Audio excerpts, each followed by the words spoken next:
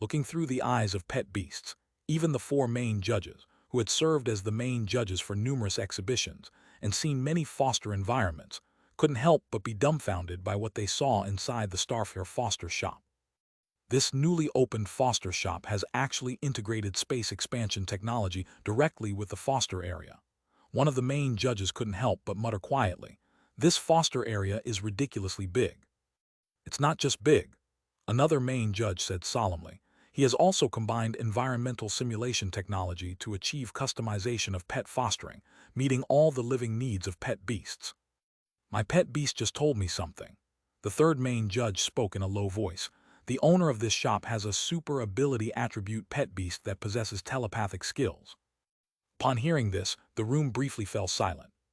A moment later, a judge couldn't help but whisper, "Then haven't all the challenges we designed been solved by him?"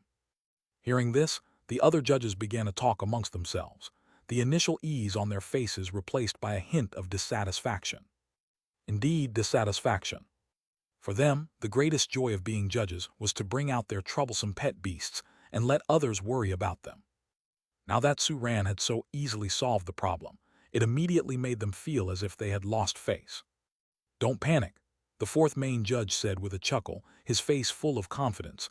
"I admit that the foster environment of this shop is beyond our expectations. But the Foster Experience exhibition isn't just about the foster environment. Soon the owner of this foster shop will face a brand new challenge." He paused slightly. "This time, I think he won't solve it so easily." At the words of this main judge, all judges' eyes lit up. Right, they had almost forgotten about that. Fostering includes eating and living, and now that no one could find fault with the living aspect, it didn't mean they would be able to deliver a perfect score in the eating aspect. For the 20 pet beasts selected this time, they had sufficient confidence. Being picky eaters was the least of their problems. "Just wait, he's going to get a taste. Your feathers are really beautiful." Suran looked at the red brocade bird in front of him with a big smile. "Chirp tilde, thank you." The red brocade bird, which had a natural love for beauty, couldn't help but hold its slender neck high upon receiving the compliment, proudly flicking up the reddish crown of feathers on its head even higher. "Red brocade birds need to eat small meals frequently, and I'm about to prepare food for you now. Do you have anything you'd like to eat or dislike?" Taking advantage of the bird's good mood, Suran quickly began to inquire. "Chirp tilde, I hate the smell of fish and I like." The red brocade bird shook its head, rattling off a long list of likes and dislikes quickly. Suran rapidly took notes in his notebook, and by the time the red brocade bird had finished speaking, he had filled a full 3 pages. Looking at the writing on the paper, Suran's brow furrowed slightly. This was a bit troublesome. The dietary preferences of this particular red brocade bird were quite special and vastly different from normal red brocade birds. Almost all the ingredients normally used to prepare food for red brocade birds were not to its liking. It seemed that a change to the food formula was needed. "Just give me a moment." Taking a deep breath, Suran flashed a smile and then turned to leave. Countless thoughts began to whirl in his mind. As the saying goes, learning one thing can aid in understanding others. Suran had acquired hundreds of pieces of advanced nutrition science knowledge for pet beasts from the system over time, and already had some personal insight. Now, those insights acted as nourishment, gradually altering the advanced nutrition science of red brocade bird species, erasing the ingredients disliked by the red brocade bird judges and replacing them with ones that had similar effects. Suran's footsteps grew lighter. It did not take long for a new formula to emerge in his mind. He was confident that the red brocade bird would find absolutely nothing unsatisfactory about this food. Striding into the food preparation room, Suran quickly got to work. Soon, Suran entered the living area of the red brocade bird with a small food basin in hand. "Chirp!" The red brocade bird, which was leisurely preening its feathers, suddenly stopped its actions. Looking around in puzzlement, the soft parts at the base of its beak fluttered slightly as it delicately discerned an unusual fragrance that suddenly filled the air. It was a scent that the red brocade bird had never encountered before. At the moment of its appearance, the red brocade bird's hunger intensified instantly, and the longing for food caused its stomach to contract instinctively. Swallowing with difficulty, the red brocade bird flapped its wings, turned into a crimson streak across the sky, and flew towards the source of the fragrance.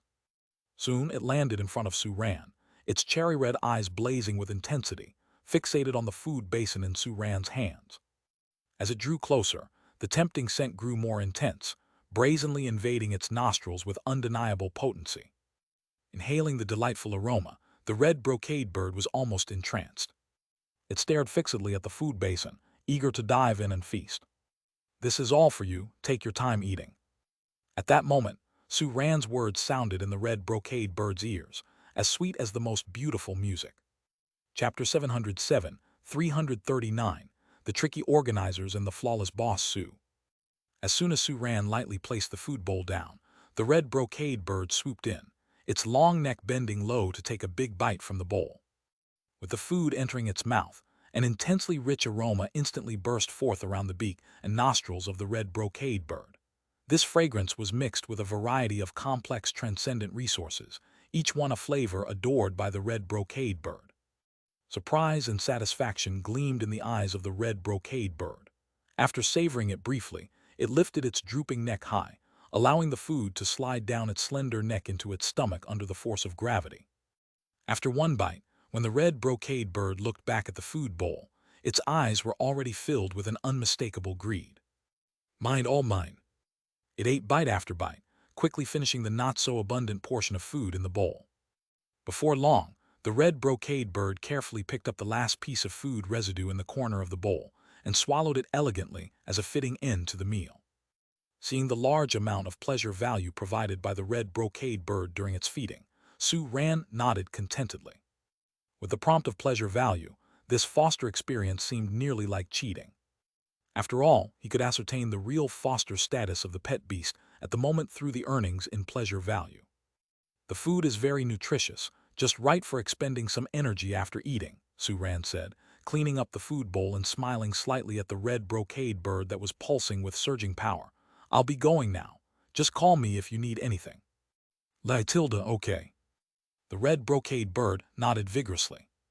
It also belatedly realized that its body had become hot and bothered, the vast amount of power absorbed from the food putting it in an overly energetic state, which was quite uncomfortable to contain at the moment.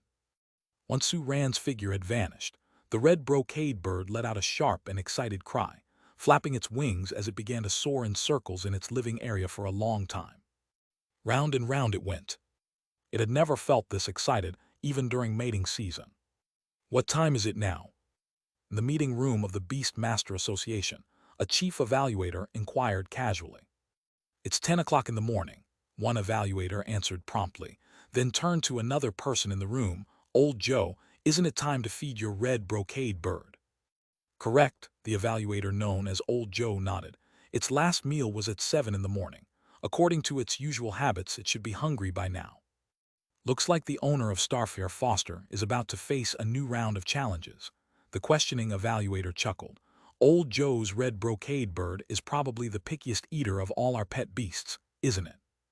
"Indeed, speaking of pickiness, that red brocade bird is the worst," another evaluator agreed, then turned to Old Joe. "You should ask red brocade bird if it has been fed." The other evaluators echoed the sentiment, their gazes turning toward Old Joe. If it hadn't been fed and the red brocade bird was left hungry, the foster experience would undoubtedly incur a penalty. Even if it had been fed, failing to cater to the red brocade bird's taste would also result in a deduction of points. Being in a no-win situation, they were quite keen to see how the owner of the foster shop would handle this dilemma. "Just a moment, I'll ask." Old Joe nodded and swiftly connected with the pet beast through contractual sensing. "Red Cloud, how are you feeling?" I'm great, incredibly great, you have no idea." When Old Joe sensed the unusually high excitement in the red brocade bird's thoughts, he frowned slightly. "Have you eaten? How was the taste?" Just finished eating, it was so good it blew my mind." "Old Joe, do birds use idioms like that?" He was about to ask more when the red brocade bird sent an impatient thought. Busy flying in circles here, let's chat later." After that, the red brocade bird promptly severed the contractual sensing on its own. In that instant, Old Joe was utterly speechless. Seeing Old Joe fall silent with a shifting expression, the other evaluators felt as if cats were clawing at their hearts. One of the evaluators sitting next to him couldn't help but pat his shoulder. "What's the situation, old Joe? Was it fed?" "Ah, it was fed." Old Joe snapped back to reality, answering his colleague reflexively. "Not bad, so it was actually fed. I thought the owner of the foster shop might forget. They've got a pet beast with which they can communicate freely. Understanding red brocade bird's dietary habits shouldn't be a problem. But with the red brocade bird being so finicky, even if it was fed, I doubt the results were good," one of the evaluators remarked. The evaluators spoke one after another, until all their gazes converged on old Joe. "How did the red brocade bird feel after eating?" "Well," old Joe hesitated for a moment, then spoke somewhat uncertainly. "Soul-stirring."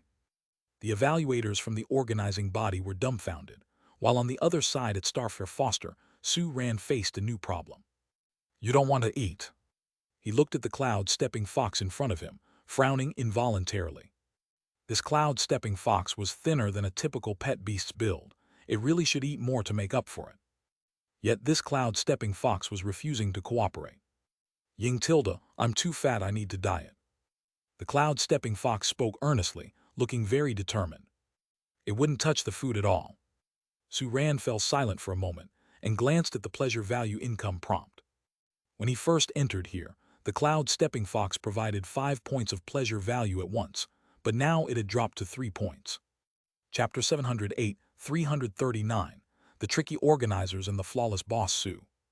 This meant that the cloud-stepping fox's foster care experience was deteriorating. This decline wasn't because the cloud-stepping fox had become dissatisfied with the living area's environment, but because it was not in a good state at the moment. In short, hunger was affecting its mood. In this situation, the cloud-stepping fox still insisted on not eating a bite of food, which made Sue Rand feel somewhat stumped for a moment. After hosting so many pet beast fosterings, this was indeed the first time he had encountered such a situation. Have pet beasts started to become anxious about their figures nowadays? Wait a second, figure anxiety. A contemplative look appeared on Sue Rand's face. Content from some short videos he had seen in his previous life flashed through his mind. Looking at the cloud-stepping fox in front of him, stubbornly refusing to eat, Sue Rand steeled his heart. "Let's give it a try, it might just work." "Hold on a second." Sue Rand dropped these words before spinning on his heel and departing with a swish. "Ying Tilda, whatever you try, I'm absolutely not eating." As Sue Rand's figure receded, the cloud-stepping fox let out a big shout. Only after Sue Rand's figure had disappeared did it lift a paw to rub its empty stomach. "So hungry, but I must endure." Determination filled the cloud-stepping fox's eyes. It wanted to become slimmer and prettier. As time ticked by, soon Sue Rand returned. He was pushing a food cart, accompanied by 12 and another pet beast. That was a Lingley beast. It was also one of the 20 pet beasts under review this time. Entering the cloud-stepping fox's living area for the first time, the Lingley beast curiously glanced around, though it occasionally cast its gaze toward the food cart that Sue Rand was pushing. A hint of delicious aroma wafting out from the cart made it swallow its saliva involuntarily. Watching Sue Rand approach, a bit of wariness appeared in the cloud-stepping fox's eyes. "Ying Tilda, what are you going to do?" "It's almost noon, time for lunch," Sue Rand said with a chuckle, sitting down on the ground in front of the cloud-stepping fox and magically producing a food bowl from the cart. The cloud-stepping fox's eyes widened, about to say, "I won't eat," but it realized the food wasn't prepared for it. The bowl was placed in front of the Lingley beast. The rich fragrance, unleashed with the opening of the bowl, instantly filled the entire area. Smelling the exotic rich aroma, the cloud-stepping fox couldn't help but swallow its saliva. Already hungry, it felt as if a little imp had stirred up its appetite, leaving it on the brink of losing its mind with hunger. On the other side, the Lingley beast was even less composed. Its sharp sense of smell had detected the unusual aroma from the cart earlier, and now as the cart was opened and the bowl placed before it, the scent intensified, becoming almost 100 times more potent. Equally hungry, the Lingley beast didn't hesitate at all. It grabbed a handful and stuffed it into its mouth, barely chewing before swallowing, the delightful taste lingering on its tongue filling its eyes with surprise. "Shaw, this is delicious." With a loud cry, the Lingley beast accelerated its eating, its paws and face smeared with food juices, which somehow made it look even more appetizing. Watching the Lingly beast's performance, Su Ran smiled with satisfaction. Choosing it, there were numerous reasons. First of all, the Lingly beast and the cloud-stepping fox were two types of pet beasts with similar living habits, comfortable to be around each other. Although the pair here didn't know each other, the cloud-stepping fox didn't oppose letting the Lingly beast enter its territory. Secondly, the Lingly beast and cloud-stepping fox had similar dietary habits, which meant the Lingly beast's food would likely be something the cloud-stepping fox would enjoy. Lastly, and most importantly, the Lingly beast had a rather rough way of eating. Looking over at the cloud-stepping fox, who was staring wide-eyed at the Lingly beast and swallowing saliva continuously, Su Ran chuckled inwardly. I'll let you experience the thrill of a live eating show. No, this is much more powerful than a live eating show. After all, you can't smell the aroma with a live eating show. And this was not all that Su Ran had prepared. He casually took out another food bowl from the cart and handed it to 12. Now it was 12's time to perform. 12 pretended to taste a mouthful from the food bowl, then curiously asked, "Jiu, why is today's food served chilled?" "Cold food doesn't have calories," Su Ran said with a mysterious smile. "And if it doesn't have calories, you won't gain weight." "Jiu, I see." 12 looked as though it had an epiphany and ate a few bites, then picked up a piece of meat that had both fat and lean parts. "Jiu, eating this won't make me fat." "That's fried meat," Su Ran spoke with a smile. "All the calories have been fried away, it's 0 cal, so eat without worries."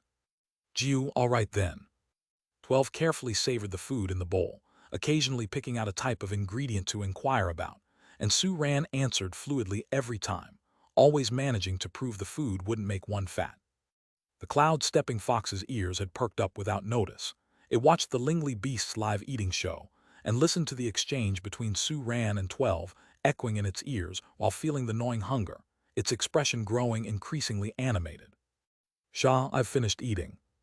Soon the Lingly beast's bowl was empty, licked clean without a drop of soup left, and 12's bowl was empty as well. It wasn't even its mealtime yet. This was just an extra snack, so the portion wasn't large. "Done eating, we should leave now," Su Ran said, pretending to tidy up the food cart, and then to his feigned surprise he brought out another bowl. There's still one more bowl left." Chapter 709, 339, The Tricky Organizers and the Flawless Boss Su. He turned his head toward the cloud-stepping fox, grinning as he spoke. "It would be a waste not to eat the food that's been prepared. Why don't you eat it?" "Ying tilde, waste. Wasting food is shameful just this once." The cloud-stepping fox picked up the food bowl with a conflicted expression and carefully took a bite. With just one bite, its light blue eyes turned into heart shapes, completely captivated by the delicious taste of the food. Already starving, it stopped pretending and began to gobble up the food greedily. Su Ran stood with his arms crossed, a broad smile on his face. "Dieting, it won't lose a bit. 2,000 more words to go, burning the midnight oil." Bewitched by the taste. The event organizers were dumbfounded, while on the other side at Starfear Foster Care Shop, Su Ran encountered a new problem. "You don't want to eat." He looked at the cloud-stepping fox in front of him and couldn't help but frown.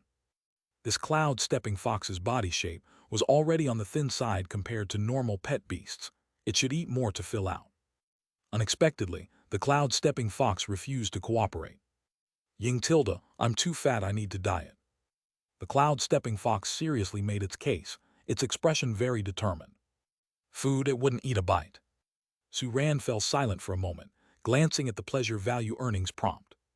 Initially, the cloud-stepping fox contributed 5 points of pleasure value per session, but now it had dropped to 3 points.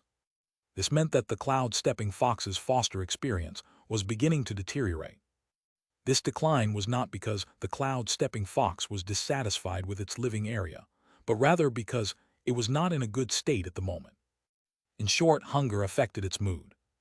In such a situation, the cloud-stepping fox still insisted on not eating a bite of food, which instantly made Su Ran feel somewhat challenged. Having hosted many pet beast fosters, this truly was the first time he encountered such a situation. Even pet beasts were starting to have body image anxieties these days. Wait a second, body image anxiety. A thoughtful look crossed Su Ran's face. He recalled some short video content he had seen in his previous life. Looking at the cloud-stepping fox in front of him, steadfastly refusing to eat, Su Ran steeled his resolve. Let's give it a try, it might just work. Wait a moment, Su Ran said and quickly turned around to leave. Ying Tilda, no matter what you do, I absolutely will not eat. Watching Su Ran's retreating back, the cloud-stepping fox yelled out. Only when Su Ran's figure disappeared did it lift a paw and rub its completely empty stomach. So hungry, but it must endure. A resolute light shone in the eyes of the cloud-stepping fox. It wanted to become slimmer, more attractive. Minutes and seconds passed. Soon enough, Su Ran returned. He was pushing a dining cart, and beside him, along with Sheer, followed another pet beast. It was a Langley beast. It was also one of the 20 pet beasts involved in this evaluation. Seeing the cloud-stepping fox's living area for the first time, the Langley beast looked around curiously but occasionally glanced at Su Ran's dining cart. The faint scent drifting from the cart made it swallow its saliva involuntarily. Seeing Su Ran approaching, the cloud-stepping fox's eyes filled with extra vigilance. Tilda, what are you going to do? It's almost noon, time for lunch. Su Ran chuckled, sat down on the space in front of the cloud-stepping fox, and magically produced a food basin from the food trolley. The cloud-stepping fox's eyes widened, about to say, I don't eat that, but realized the food wasn't prepared for it. This food basin was placed in front of the Langley beast. The rich aroma spread throughout the area as the lid of the food basin was opened. Smelling that exotic, robust fragrance, the cloud-stepping fox couldn't help but swallow its saliva. Already hungry, it felt as if a mischievous sprite had awoken its cravings, making it nearly lose its sanity due to starvation. On the other side, the Langley beast was having an even harder time. Its keen sense of smell had detected the unusual aroma from the food trolley. Now that the cover was opened and the food basin was put before it, the fragrance almost intensified 100-fold. Equally hungry, it didn't hesitate for a second, grabbed a handful and stuffed it into its mouth, slightly chewed, and then swallowed, savoring the wonderful taste lingering on its tongue, its eyes full of surprise. Squawk, so delicious. With a loud cry, the Langley beast's eating pace suddenly quickened, with juices from the food smeared all over its paws and face, but somehow making it even more appetizing. Watching the Langley beast's performance, Su Ran smiled with satisfaction. Choosing it, there were many reasons. First, the Langley beast and the cloud-stepping fox were two pet beasts with similar habits, coexisting harmoniously. Although these two did not recognize each other, the cloud-stepping fox didn't mind the Langley beast entering its territory. Next, the dietary habits of the Langley beast and cloud-stepping fox were also very similar, meaning that the food preferred by the Langley beast was likely to be enjoyed by the cloud-stepping fox as well. Lastly, and most importantly, was the ravenous manner in which the Langley beast ate. Seeing the cloud-stepping fox staring at the Langley beast with widened eyes and continuously swallowing saliva, Su Ran chuckled quietly to himself. I'll show you the power of a mukbang. No, this is far more impressive than a mukbang. After all, you can't smell the food in a mukbang. And this was not all Su Ran had prepared. He leisurely took out another food basin from the food trolley and handed it to 12. Next, it was 12's time to perform. 12 pretended to taste a bite of the food from the basin and then curiously asked, Chirp, why is today's food chilled? Chilled food has no calories, Su Ran said with a mysterious smile. No calories, no weight gain. Chirp, I see. 12 made an expression of sudden enlightenment, took a few bites, then picked up a piece of evenly fatty and lean meat. Chirp, will eating this not make me fat either? That's fried meat, Su Ran said with a smile. All the calories have been fried out, 0 carbs, eat without worry. Chirp, all right. 12 slowly savored the food in the basin, occasionally picking out an ingredient and asking about it, and Su Ran responded fluidly, always proving with various phrases that the food won't cause weight gain. The cloud-stepping fox's ears had perked up at some point, watching the Langley beast's mukbang while listening to the exchanges between Su Ran and 12 echoing in its ears, feeling the hunger in its body, its expression becoming increasingly rich. Squawk, I've finished. Soon, the food basin in front of the Langley beast was empty, licked clean without a drop of soup left, while 12's food basin was also empty. It wasn't really time for its meal. This was an extra, so the portion wasn't big. Meal's done, time for us to go, Su Ran said pretentiously as he started to pack up the food trolley. Then, to his surprise, he produced another food basin. Huh, there's one left. He turned his head toward the cloud-stepping fox and said with a smile, It'd be a waste not to eat the food that's been made. Why don't you eat it? Mutilda, it's shameful to waste food just this once. The cloud-stepping fox took the food basin with a conflicted expression, cautiously tasted a bite. With just one bite, its pale blue eyes turned into hearts, utterly conquered by the wonderful taste of the food. Hunger already gnawing at its stomach, it dropped its facade and soon gobbled down the food. Suran crossed his arms and smiled broadly. Dieting, there's no losing a single pound. Chapter 710-340, Late Night Emo, what the heck? Here, these 2 bowls are yours. Soon, Suran brought over 2 bowls just like the one before, and placed them in front of the Lingley beast. Squeak, so much. Seeing the food bowls in front of it emanating a familiar and tempting aroma, the Lingley beast couldn't help but swallow its saliva, a glint of stealthy joy flashing in its small eyes. It pounced quickly, directly sticking its paws into the food bowls, grabbing mouthfuls of food from the bowls one after another and sending them to its mouth. Relishing the delightful taste identical to what it had experienced a moment ago, the Lingley beast's eyes instantly narrowed in satisfaction. The joy of binge eating, who understands it? Watching the Lingley beast swiftly finish off the second bowl and sit on a large rock nearby to rest briefly before preparing to devour the third, Suran stood by with crossed arms and a smile on his face. The 2 bowls appeared to be a lot, but they were a special comfort meal Suran had prepared specifically for the Lingley beast. A pet beast's eating quantity is not measured by the weight or volume of the ingredients, but by the energy content of the food. If the energy content of the food is low, even if they eat several times their own volume, a pet beast might still be in a state of hunger. But if the food contains a strong energy content, it's possible they'll feel full after just 1 bite. The Lingley beast's growth stage was at the leadership stage, but the 2 portions Suran had prepared for it were configured for the transcendent stage. Although there were 2 full bowls, for the Lingley beast they were barely worth mentioning. This way, it wouldn't put too much strain on its body. And because it was only a reduced configuration, after Suran's careful adjustments, the taste of the food was almost indistinguishable from the original recipe. In fact, the Lingley beast, already satiated, was not very aware of its own state and naturally could not sense the reduction in the food's energy. Furthermore, Suran added quite a few digestive aids to the 2 bowls of food, making it even less likely to affect the Lingley beast. Seeing the Lingley beast, wholly unaware of anything amiss, continuously providing him with pleasure value, Suran's smile grew even wider. He was curious about what kind of reaction the organizers from the Beast Master Association, who had set up this challenge for him, would have upon seeing this scene. How is the Lingley beast eating a lot? In the Beast Master Association's meeting room, the other judges eagerly focused their attention on Zhao, the Lingley beast's beast master. It has already finished the second portion, said Zhao with a trace of amusement in his expression. That point, he's got it in the bag. Haha, at last, we have put the owner of the Starfair foster care shop in a difficult position, said old Joe, whose plans had previously failed, with a smile on his face.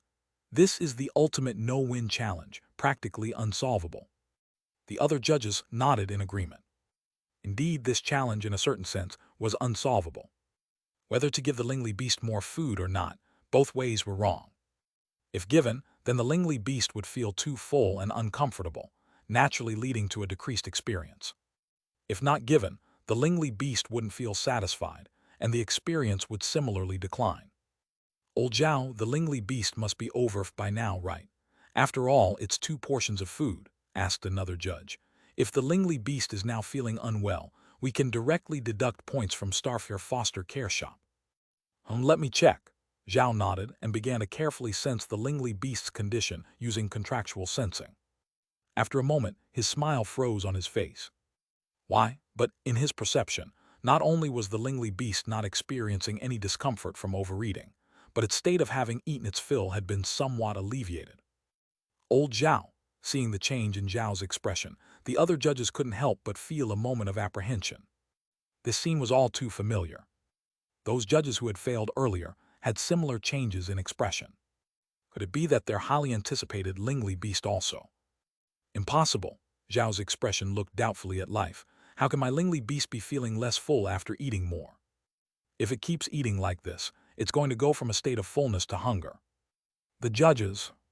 What's this? There's a saying for getting hungrier the more you eat. Old Zhao asked the Lingli beast about its exact condition to see what's going on. One of the four main judges spoke up after exchanging glances with the others. "All right, I'll ask," Zhao nodded firmly, then began inquiring in detail into the Lingli beast's condition through contractual sensing.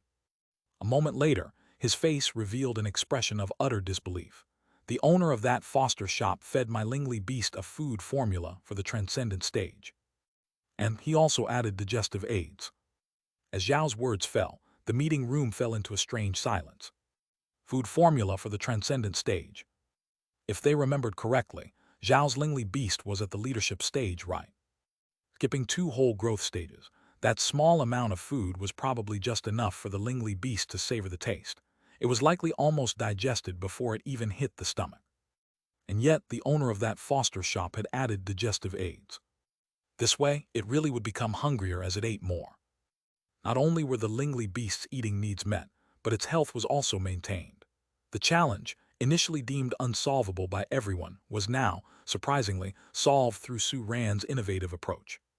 "This Starfare foster care shop is not simple." One of the four main judges couldn't help but take a sharp breath, his face showing a hint of admiration. He found a win-win solution to this. Chapter 711, 340 Late Night Emo. What the heck? "Oh no," one of the judges' expression changed. "The Lingli beast was the toughest challenge we had prepared in the eating aspect. If this has been solved, doesn't that mean the Starfare foster shop has performed perfectly in both eating and living?" Hearing this, the other judges also showed changing expressions. Indeed, fostering consists of nothing more than the combination of eating and living. And so far, all the challenges prepared in these two aspects have been perfectly handled by the Starfare foster shop, leaving no room for criticism. Are we going to just watch the other side complete the fostering so easily? Keep in mind, there has never been a foster shop in so many sessions of foster experiences that has achieved full marks. Even the Pingshan foster shop has a considerable gap from perfect scores. If a newly opened foster shop so easily obtains full marks, we, the judges, may well be accused of going easy on them. "Don't panic." Another lead judge remained rather composed. "The evaluation of the foster experience isn't limited to just 2 dimensions. Besides the eating and living aspects, there's one more: the possibility of sudden incidents during fostering. We've made quite a few arrangements for sudden incidents. I don't believe that the Starfare foster shop can handle sudden incidents perfectly as well. They're definitely going to encounter troubles they can't solve." Hearing what the lead judge said, the other judge's eyes brightened.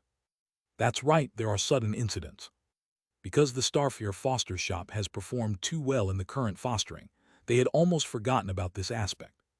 Sudden incidents can be considered the finale challenge of the foster experience, and the point where problems are most likely to arise in pet beast fostering. The most important reason is that sudden incidents occur unpredictably.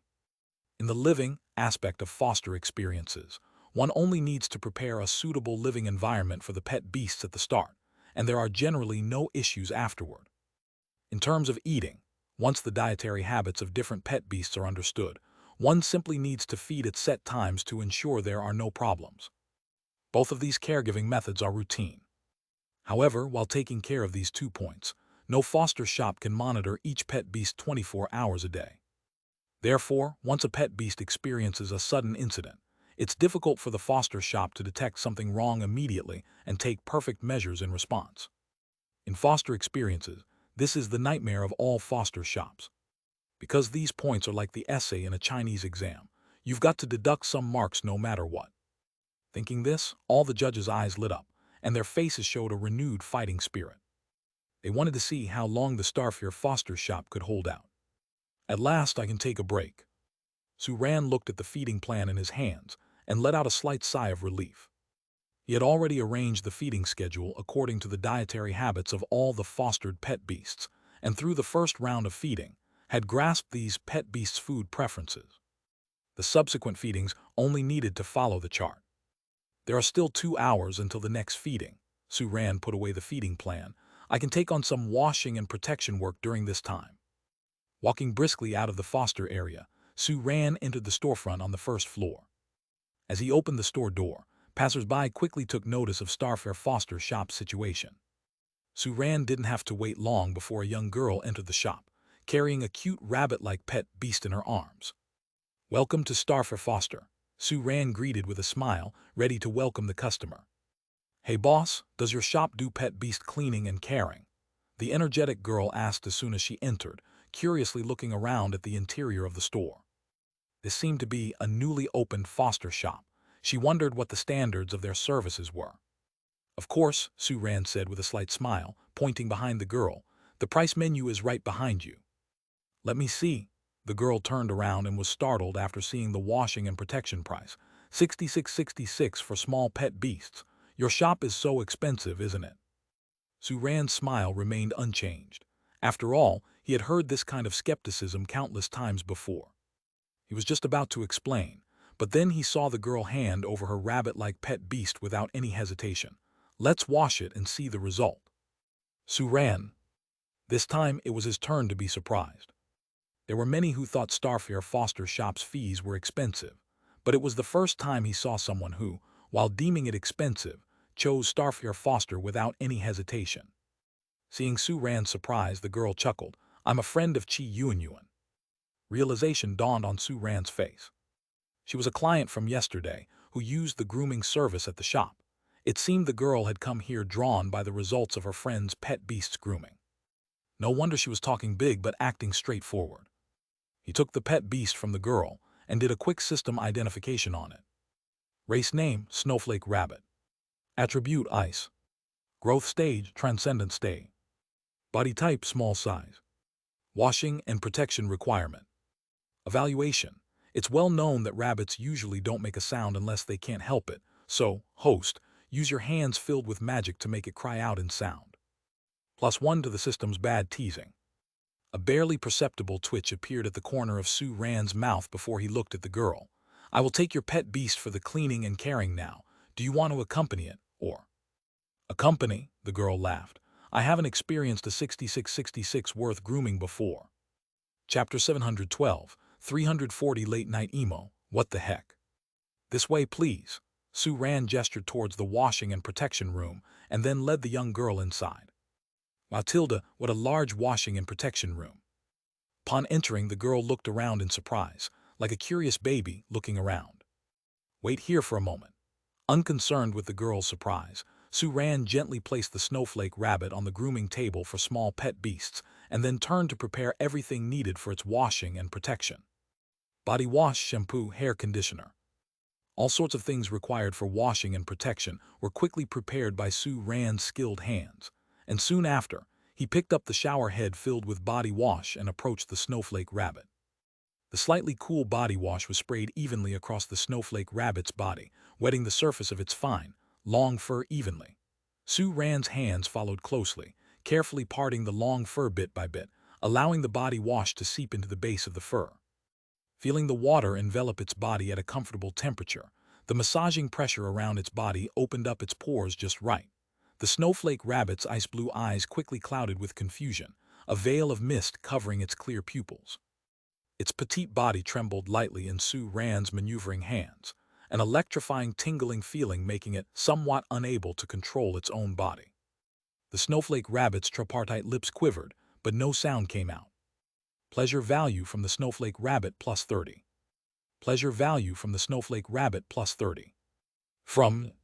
As the notifications of pleasure values appeared, a more pronounced smile spread across Suran's face. Once the fur of the snowflake rabbit was sufficiently drenched, he quickly poured the whipped shampoo down its back. The sudden coolness flowing down its spine startled the cold-loving snowflake rabbit. The pleasant scent of the shampoo, along with the intensified massage from Suran, gradually made its consciousness flit and flutter. It felt its body becoming lighter and lighter, as if it could fly away at any moment. The snowflake rabbit instinctively raised its head slightly, and the light from the washing and protection room's bulbs dazzled it at that moment, sending it into a daze. Its body's trembles escalated, the quivering of its lips growing more pronounced, and a series of barely controllable heavy breaths became distinct and clear in the quiet washing and protection room. Pleasure value from the snowflake rabbit +40. Pleasure value from the snowflake rabbit +40. From. Still not making a sound. Glancing at the snowflake rabbit's current state, Sue Ran decided to increase the pressure. The patter of his massaging hands suddenly turned wild, like a gusty downpour, each massage transferring just the right amount of pressure precisely onto the snowflake rabbit's body. The snowflake rabbit's gaze grew more vacant. In that moment, it felt like a small boat on the crest of furious waves, ready to capsize at any second. The intense tingling sensation across its body was overwhelming, impossible to suppress, yet irresistible. The satisfaction after the massage made the rabbit's body shake even more violently. The snowflake rabbit's tripartite lips moved rapidly, and finally, a sound so faint it was barely audible yet undeniably real echoed within the washing and protection room. MMM tilde tilde tilde. The young girl sitting aside and watching Sue Ran's grooming widened her eyes in disbelief at the sound. What's going on? How could her mute bride be speaking? Take care, welcome back again next time. Standing at the shop's entrance, Sue Ran sent off the dazed-looking girl with a beaming smile. She hadn't yet recovered from the shock of her own pet beast making a sound. Having contracted the snowflake rabbit for such a long time, she always thought it was mute. Never did she imagine that the creature simply chose not to speak. Watching the girl disappear into the crowd, Sue Ran withdrew his gaze and returned to the store. Then his expression suddenly changed. A line of text appeared in front of his eyes. Only 2,600 left, working hard to burst out content. You should know, no foster shop in so many incarnation experiences has ever achieved full marks. Even the Pingshan foster shop has a considerable gap from the full marks. If a new foster shop manages to get full marks so easily, the evaluators might be accused of going easy on them. Don't panic. Another lead evaluator remained quite calm. The evaluation of foster experiences isn't limited to just 2 dimensions. Besides eating and staying, there's another aspect, emergency situations that may arise during fostering. We've made quite a few arrangements for such emergencies. I don't believe Starfair Foster Care Shop can handle emergency situations flawlessly. They will definitely encounter unresolved troubles. Light dawned on the other evaluators upon hearing this lead evaluator's words. Yes, there are emergency situations. Due to Starfair Foster's outstanding performance so far, they almost forgot about this. Emergency situations can be considered the grand finale of foster experience challenges, and it's also the most problematic point in pet beast fostering. The most important reason is that emergencies happen randomly. In the staying part of foster experiences, it only requires setting up a suitable living environment for the pet beast from the beginning, and there won't be much trouble afterwards. Eating, on the other hand, requires understanding the different dietary habits of pet beasts and consistently feeding at regular times to ensure no issues arise. Both of these caregiving methods are regular. Chapter 713, 340, Late Night Emo, What the Heck? However, beyond taking these 2 points into consideration, no foster shop can monitor each pet beast around the clock, 24 hours a day. Therefore, once a pet beast encounters an emergency, it is very difficult for the foster shop to detect the issue immediately and take perfect measures in response. In the fostering experience, this is the nightmare of all foster shops. Because these points are like the essay portion of a language exam, where you are bound to lose a few marks no matter what. Thinking of this, the eyes of all the judges lit up, and their faces showed a renewed sense of fighting spirit. They were eager to see how long Starfair Foster Care Shop could hold on. Finally, I can take a little break. Sue Ran glanced at the feeding schedule in his hand and let out a small sigh of relief. He had already arranged the feeding times according to the dietary habits of all the fostered pet beasts and had gotten a sense of their food preferences after the first round of feeding. The subsequent feedings would just need to follow the schedule. There are still 2 hours until the next feeding. Sue Ran put away the feeding schedule. I can take this time to offer some washing and protection. He left the foster area quickly and made his way to the storefront on the first floor. As he opened the door to the shop, the passers-by outside quickly took notice of the situation at the Starfair Foster Care Shop. It didn't take long for a young girl to enter the foster shop, carrying a cute rabbit-like pet beast. Welcome, Tilda, Sue Ran greeted with a smile, ready to receive the customer. Boss, does your shop offer pet beast cleaning and caring services? The lively girl asked as soon as she entered, while curiously looking around at the shop's decor. It seemed to be a newly opened foster shop, and she wondered about the quality of their cleaning and caring services. "Of course we do," Sue Ran replied with a slight smile and pointed behind the girl. "The price menu is behind you." "Let me see." The girl turned around, looked at the washing and protection prices, and was taken aback. "Small pet beasts cost $66.66. Your shop is too expensive, isn't it?" Sue Ran's smile remained unchanged, as he had already heard such doubts countless times. Just as he was about to explain, the girl didn't hesitate and handed her rabbit-like pet beast to Sue Ran. "Let's see the effect after one wash." Sue Ran. He was taken aback.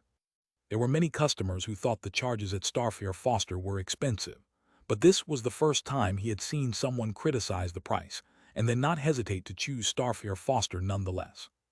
The girl seemed to notice Sue Ran's surprise and giggled. "I'm a friend of Chi Yuan Yuan." Sue Ran's expression showed he understood. This was a client who had received washing and protection services in the shop the day before. It seemed this girl had come following the reputation she witnessed from her friends' pet beast cleaning and caring results. No wonder she was playing hard to get. He took the pet beast from her arms and performed a system identification. Race name, Snowflake Rabbit. Attribute, Ice Attribute. Growth stage, Transcendent stage. Body type, small size. Washing and protection requirement. Evaluation. As is well known, rabbits under normal circumstances do not make a sound unless they can no longer hold back. So, dear host, please let it make a sound with your magical hands. System's bad teasing +1. The corner of Sue Ran's mouth twitched imperceptibly, and then he turned to the girl. "I'll take your pet beast for washing and protection now. Do you wish to accompany us, or?" "I'll accompany," the girl giggled. "I've never seen washing and protection worth 66.66 yuan before." "This way, please." Sue Ran gestured towards the washing and protection room, then led the girl inside. "Matilda, what a big washing chamber." The girl entered the grooming room and looked around with amazement, her eyes roving curiously here and there like those of an excited child. "Wait here." Without paying much attention to the girl's amazement, Sue Ran gently placed the snowflake rabbit on the grooming table designed for small pet beasts, and then turned around to start preparing everything needed for the washing and protection. Bath gel, shampoo, conditioner. All sorts of washing and grooming essentials were quickly prepared under Sue Ran's skilled operation. Before long, Sue Ran picked up the showerhead filled with bath gel and walked over to the snowflake rabbit. The slightly cool bath gel uniformly sprayed over the snowflake rabbit's body, thoroughly wetting its fine long fur. Sue Ran's technique followed, carefully parting the long fur bit by bit, allowing the bath gel to penetrate to the roots of the fur. Feeling the water wrap around its body at a comfortable temperature, and the kneading force from all around perfectly relaxing its pores, the snowflake rabbit's ice blue eyes swiftly gained a misty look, and its previously clear pupils now had a hint of haziness. Its petite body trembled slightly in Sue Ran's wandering hands, a tingling sensation making it struggle to control its own body. The snowflake rabbit's three-parted lips quivered, but no sound came out. Pleasure value from snowflake rabbit +30. Pleasure value from snowflake rabbit +30. From one after another, pleasure value notifications appeared, making Sue Ran's face even more filled with a smile. After thoroughly wetting the snowflake rabbit's fur, he swiftly poured the whipped shampoo down the rabbit's back. The sudden chill running down its spine delighted the cold-loving snowflake rabbit, which suddenly perked up. The pleasant fragrance of the shampoo, along with Sue Ran's intensified kneading, gradually made its consciousness flutter. It felt as if its body was becoming lighter and lighter, almost as if it could fly away at any moment. The snowflake rabbit instinctively raised its head slightly, and the lighting of the grooming room became dazzlingly bright at that moment, causing it to become somewhat entranced. Its body shook even more violently, and the quivering of its lips became more pronounced, a series of heavy breaths uncontrollably escaping, which were extraordinarily clear in the tranquil grooming room. Pleasure value from snowflake rabbit +40. Pleasure value from snowflake rabbit +40. From still not making a sound. Sue Ran looked at the snowflake rabbit's current state and decisively decided to increase the intensity. His massage technique, gentle as a rain on banana leaves, suddenly became as fierce as a rapid storm, each kneading delivering just the right amount of force into the snowflake rabbit's body. The snowflake rabbit's gaze became increasingly hazy. At this moment, it felt like a frail boat about to capsize atop raging waves. The intense tingling sensation all over its body was irresistible and intoxicating. The pleasure following each need made its body shudder even more violently. The snowflake rabbit's three-parted lips moved swiftly in systematization, and finally, a sound too faint to be heard but undeniably real echoed in the grooming room. Woo tilde tilde tilde. The girl sitting on one side watching Sue Ran groom widened her eyes when she heard this sound. What's happening? Her mute bride pet had spoken. Take care, welcome to come again. Standing at the shop entrance, Sue Ran sent off the dazed girl with a cheerful smile. She had yet to recover from the shock of her pet beast making a sound. For so long after contracting the snowflake rabbit, she had believed her pet beast was mute. Little did she expect that the creature just didn't want to speak. Watching the girl disappear into the crowd, Sue Ran retracted his gaze and returned to the storefront. Then his expression suddenly changed. A line of text appeared before his eyes. Standing at the shop entrance, Sue Ran sent off the dazed girl with a cheerful smile. She had yet to recover from the shock of her pet beast making a sound. For so long after contracting the snowflake rabbit, she had believed her pet beast was mute. Little did she expect that the creature just didn't want to speak. Watching the girl disappear into the crowd, Sue Ran retracted his gaze and returned to the storefront. Then his expression suddenly changed. A line of text appeared before his eyes. Chapter 714, 341, Kill the Exhibition in Advance. Chapter 715, 341, Kill the Exhibition in Advance. Sue Ran glanced at 12, and then his eyes lit up. He had been so focused on using 12 as a translator that he almost forgot about 12's other abilities. Good, give it a try, he nodded without hesitation, then turned to Sweet Belle gently and said, Don't resist, let's see if we can alleviate your mood. Sweet Belle nodded slightly. If possible, it naturally hoped its mood would improve as well. At that moment, 12's sea-blue eyes rippled like a tranquil lake, patterns of strange, flickering light echoing across them. An invisible force suddenly burst forth, enveloping Sweet Belle. 3-star skill, full moon level endless sleep. The recently advanced full moon level endless sleep erupted with powerful might, instantly plunging Sweet Belle into a deep slumber, falling into a profound level of sleep. The strength of Sweet Belle was merely at the leadership stage. 12 at the general stage could easily make it sleep for several hours. However, merely putting Sweet Belle to sleep wouldn't solve the problem. The extreme dip in its mood had affected its own state. Even in sleep, it furrowed its brows, its expression pained, its body occasionally twitching. This was a sign of having nightmares. It's up to you now, Sue Ran said softly. Chirp tilde, leave it to me. 12 nodded quickly, and the sea-blue halo in the depths of its eyes intensified a few shades. Using the special abilities of the sleeping bird, its consciousness instantly descended into Sweet Belle's realm of dreams. The dreamscape of Sweet Belle was a barren and shattered world, scarred with ravines of varying depths that represented the embodiment of Sweet Belle's pain. Instead of devouring the nightmare whole, 12 carefully flew over one of the ravines, peering down into it. The ravine twisted, soon revealing a somewhat tattered scene. In the scene, a human beastmaster lauded and praised another pet beast, with Sweet Belle standing by, evident envy and loss in its eyes. Were these Sweet Belle's beastmaster and companions?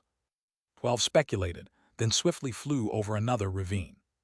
The ravine quickly contorted, revealing another scene in which Sweet Belle fought against the lauded pet beast, who was stronger and soon left Sweet Belle battered and bruised. 12 flew on without a word toward yet another ravine. This ravine revealed a scene where Sweet Belle had been injured fighting transcendent beings outside the city. One after another, 12 traversed the tattered dream world, peering into all the past events that caused Sweet Belle's negative emotions. These past events originated from companions, beast masters, and formidable foes alike. It was these memories that caused Sweet Belle's mood to suddenly spiral uncontrollably. Having seen these ravines, 12 had an idea. It flapped its wings, transforming into a blue arc across the sky, and swiftly reached the central void of the dream world. Invisible power burst from 12's body, spreading in all directions, and soon encompassing the entire dreamscape. Everything around began to twist and transform. The broken world was instantaneously filled with birdsong and the fragrance of flowers, infused with all elements of happiness and sweetness. 3-star skill, Halo level flawless illusion realm. It watched as Sweet Belle, Awestruck looked around the dream world, then quietly departed. Have a pleasant dream. Back in the cave, 12 slowly opened its eyes and gave Su-Ran a nod.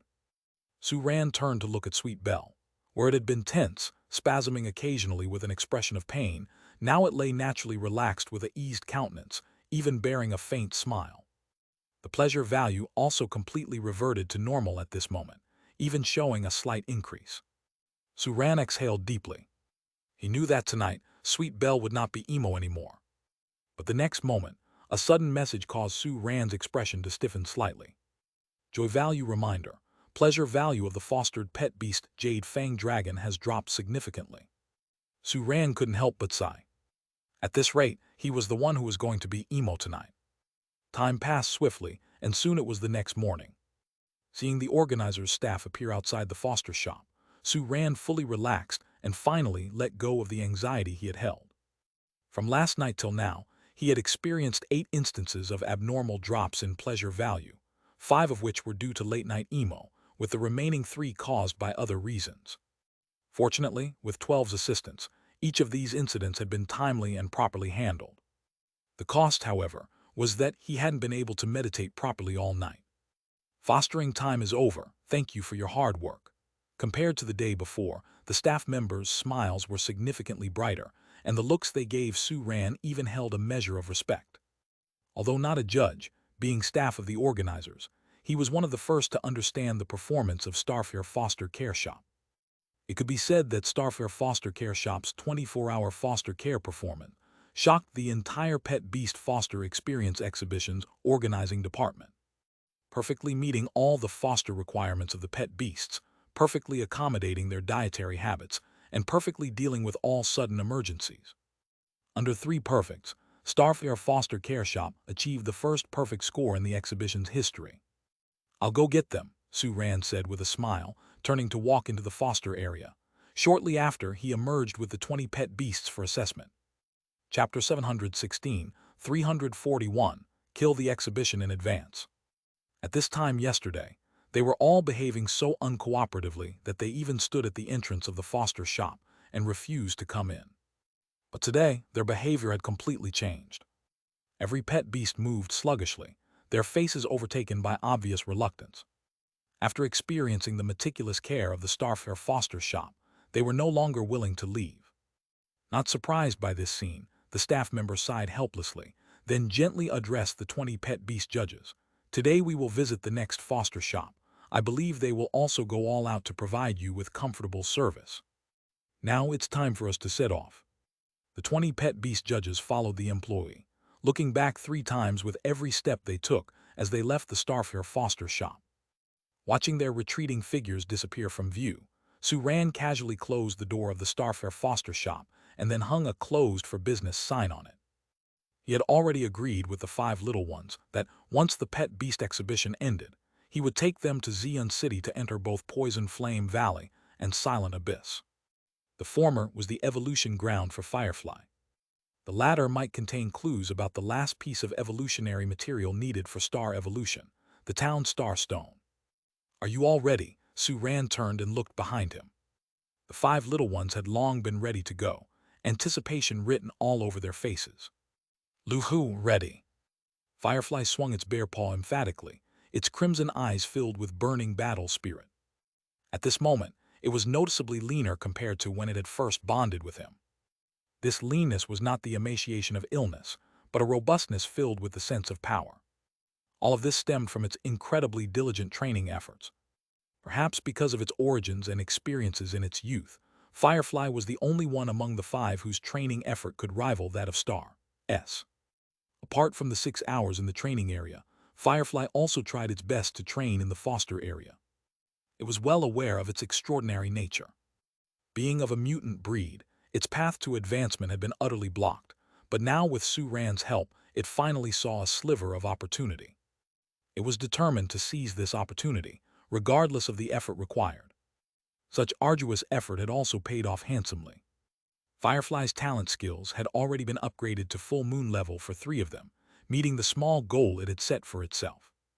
Possess 3 full moon level skills before evolution. Xilu Tilda, I hope we can successfully find the town star stone this time. Star raised a hoof and gently touched the dawn star radiance hanging around its neck, softly neighing. The other three were also brimming with enthusiasm. Although this mission wasn't directly related to each of them, as companions who lived together day and night, they had already formed a good tradition of mutual support through the countless times they had shared resources. The affairs of Firefly and Star were their affairs too. "We're setting off." Suran smiled faintly, his figure disappearing inside the Starflare Foster shop in Chuangsing City. Moments later, a sudden hexagram star array appeared within the shop and transmitted the 5 little ones away. As 1 man and 5 beasts headed for Xi'an City, in another part of Chuangsing City, a foster shop named Mad Wolf Foster Shop opened its doors early, its decorations bright and festive. The owner of the Mad Wolf Foster Shop wore joyous attire, standing outside the door like a doorman, quietly waiting. Behind him, the employees of the foster shop stood neatly in 2 rows, uniforms matching. Their preparation seemed thorough. 2,800 left, working hard to get it done. Chapter 717, 342, The Unreasonable Bloody City. Unaware of the events transpiring in Chuangsing City after his departure, Suran continued on his journey. Even if he knew, he'd probably take it in stride. After all, when it came to foster care conditions, Starflare Foster Care Shop had always been in a league of its own, unsurpassable. When Suran summoned the 5 pet beasts inside the Xi'an City Starflare Foster Shop, his arrival stirred the fishing old man, who was watching the store, to promptly come to greet him. "Boss, good to see you." Seeing the fishing old man looking the same as always, complete with a straw hat and carrying a fishing rod even inside the shop, Suran nodded and casually inquired, "How's the business these days?" "The business is doing even better than before. The 3 of us are almost too busy to keep up," chuckled the fishing old man. "After all, Xi'an City has been bustling with activity lately." "Oh," Suran's eyes flashed with understanding, "because of the second-tier towns exchange battles." "That's right," the fishing old man nodded slightly. "These second-tier towns participating in the exchange battles have been arriving one after another, and many cities that aren't participating have also sent people to watch the battles. Xi'an City has seen quite a few visitors from out of town during this time. Our Starflare Foster Shop has now unquestionably become Xi'an City's #1, attracting a considerable number of beast masters from other cities who have heard of our reputation, which has added a substantial amount to our business." "I see." Suran nodded in realization and glanced outside the store. As usual, customers were lined up outside the shop, but among the queue, a portion dressed differently from the locals of Xi'an City stood out, clearly from out of town. "That's good news," Suran said with a casual smile, "spreading fame ahead of time. Who knows, maybe we'll open branches in the rest of those second-tier towns in the future." Although he hadn't completed Main Task 4 and couldn't see what Main Task 5 was, he felt that, judging by the system's usual manner, his upcoming tasks would likely involve opening more branches. "Boss, your business is bound to grow and strengthen," grinned the fishing old man. "So, what brings you to Xi'an City this time?" "Just passing through," Suran spread his hands. "I have some matters to attend to with my pet beasts. Keep up the good work managing the shop, all 3 of you." After speaking, Suran left the shop with the 5 little ones without a second glance. The fishing old man's mouth twitched slightly as he watched Suran leave, and he lapsed into silence. "So it was just a passing visit." "We've arrived." At the ever-open grand gates of Xi'an City, a giant dragon with a body spanning over 10 meters in length, its scales as dark as ink and eyes as red as blood, slowly descended. A group of figures swiftly jumped off its broad back. The middle-aged man leading them looked towards Xi'an City with a touch of emotion. "This time, we've come mainly to broaden our horizons and gain some experience." "Senior Gu, our timing couldn't be better," a teenager among them said with excitement. "The city gates are open, so we can enter without waiting." The middle-aged man surnamed Gu smiled more broadly at this comment. Before he could respond, a girl holding a flame fox beside him spoke up. "Xi'an City isn't like our Kingju City. The gates here are always open, and no transcendent beings would dare to invade." Those who had never been to Xi'an City before were awestruck, whispering among themselves in surprise. This group consisted of young beast masters traveling all the way from Kingju City. Aside from those selected in the last sparring exchange, a few more young beast masters with equally good talents had joined the ranks. and the middle-aged man leading the group was none other than Gu Wu. Indeed, as Gu Wu said, their purpose was to witness the clashes between general-level beastmasters from various second-tier towns, to see how powerful beastmasters fight, and to enhance their knowledge. "Let's not stand around here," said Gu Wu, seeing the excitement on the faces of the young men and women as if seeing himself the first time he came to Xian City. His face softened into a smile. "Let's go in." "Okay," Su Xiaoxiao, holding the flame fox, looked ahead eagerly at Xian City. Boss Su's branch shop was in Xian City. Here, she'd hopefully be able to meet him, right? "Gu Ling, let's go to the Starfare Foster shop together later." She nudged the girl beside her with her elbow and whispered, "I deliberately didn't have Little Flame washed and groomed in Qingju City." "Sure," Gu Ling looked at her good friend and nodded with a smile. With Gu Wu leading, the group made their way toward the city gates of Xian City. The boys and girls visiting for the first time were curious about Xian City, snapping photos with their phones and marveling as they carried on, which Gu Wu did not rush, but merely slowed down slightly. As they approached the city gate, a sudden angry shout came from behind their group. "What are you pushing for? Are you blind?" Gu Wu frowned slightly and turned around, only to see a beast master from Qingju City in a stare-down with another beast master. "I'm not pushing. You bumped into me." The Qingju City beast master named Hezhou protested with a hint of indignation, "and yet you have the nerve to blame me." "Nerve?" The accusing beast master's expression darkened. "Say that again if you dare." As his words fell, several beast masters dressed similar to him quickly gathered around, all looking rather hostile. The other party was not alone. It was also a team entering the city, and their clothing style was different from the local fashion of Xian City, clearly indicating they were visitors from another city. However, compared to the people from Qingju City, the strength of the other party was significantly higher by several levels. The beast master who had a verbal altercation with Hezhou had a leadership stage pet beast following him and was a leadership-level beast master. Among the other beast masters, quite a few were general-level beast masters.